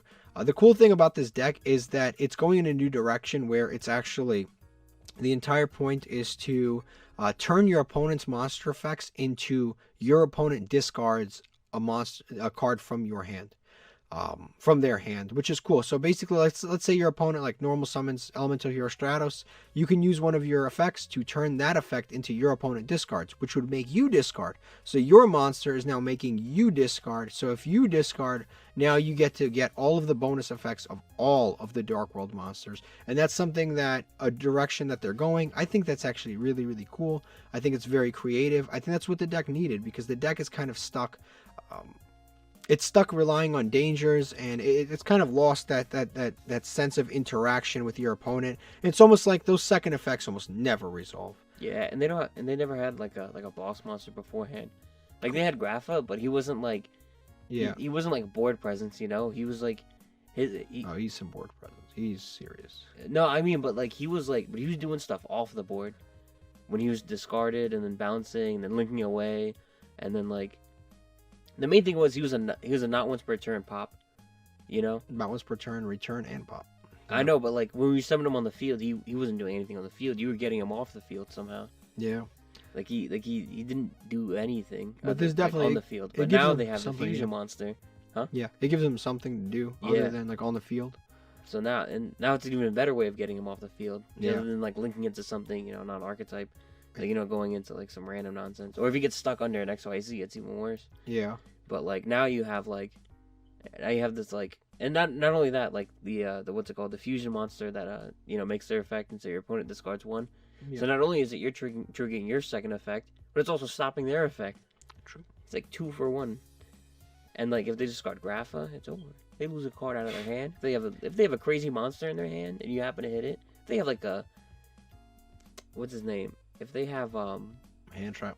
no, not a hand trap. If they had the what's it called? What's that like that fairy that like you can't like neither player can special summon level 8. Senor Christia. Yeah, if they have Christia in their hand, you hit it, you summon Christia on your side of the field. They're not doing anything on some like random nonsense like that. But yeah, you usually get stuff like that. It's cool. Yeah, it's tough to tell, but I think they've gone in the right direction. So we can really only rate kind of like the creativity. It's a projection, but I think that the deck is probably like B tier based on what I've seen. Again, I don't know how well it's going to compete against like tier element and sprites and stuff like that. Yeah, because when you discard, they're going to be sent to grave by card effect. Yeah, I don't know how it will be, like where it will compete with that, but I'm excited to see it, definitely. I hope that it does well. But again, it's tough to do well with any deck in this metagame. And then last is the Traptrix deck. This is another one. This is coming out in February, but they announced all of the cards for it already. And I'll say this, based on what I've read, the best Traptrix monster is still Sarah. And that's sad, because that is it. Like, they keep coming out with Link monsters. They keep coming out with more Xseed monsters. The deck gets new support, like, I want to say every 3 sets the deck gets new support, and they just keep releasing more cards that do the same thing over and over and over. They've got a new field spell, which is a double summon for them. I'd say pretty cool. They needed that. Because they do activate on normal summon. They have effects to like add a trap hole, add a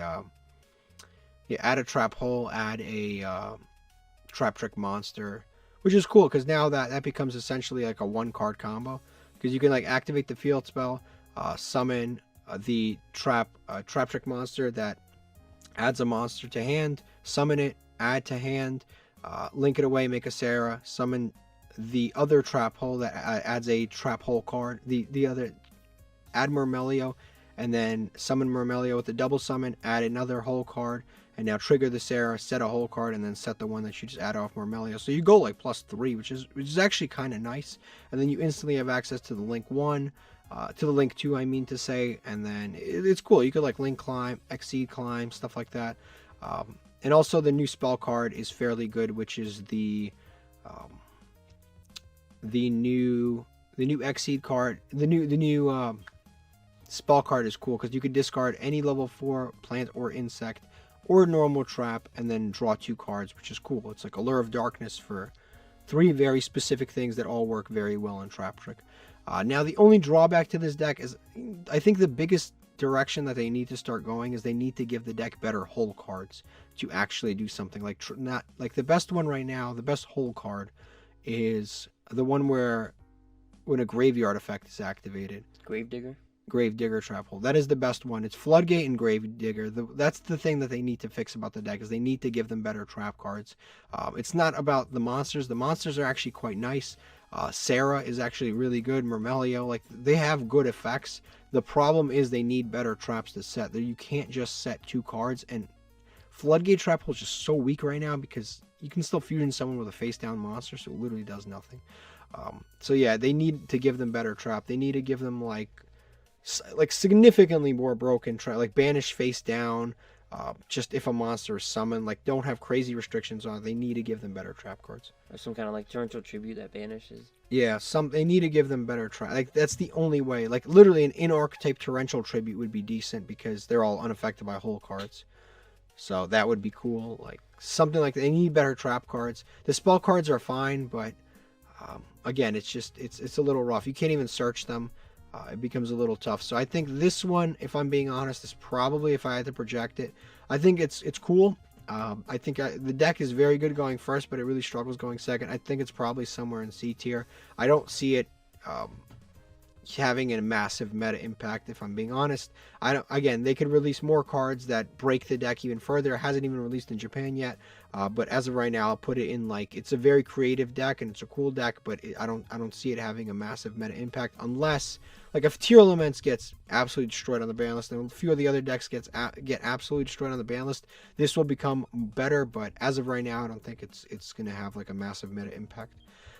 But that is it. That is the entire tier list. That is every single structure deck that has ever come out rated. If you disagree with us at any point, obviously let us know in the comment section down below. And thank you for watching. La la la la la la la la la la.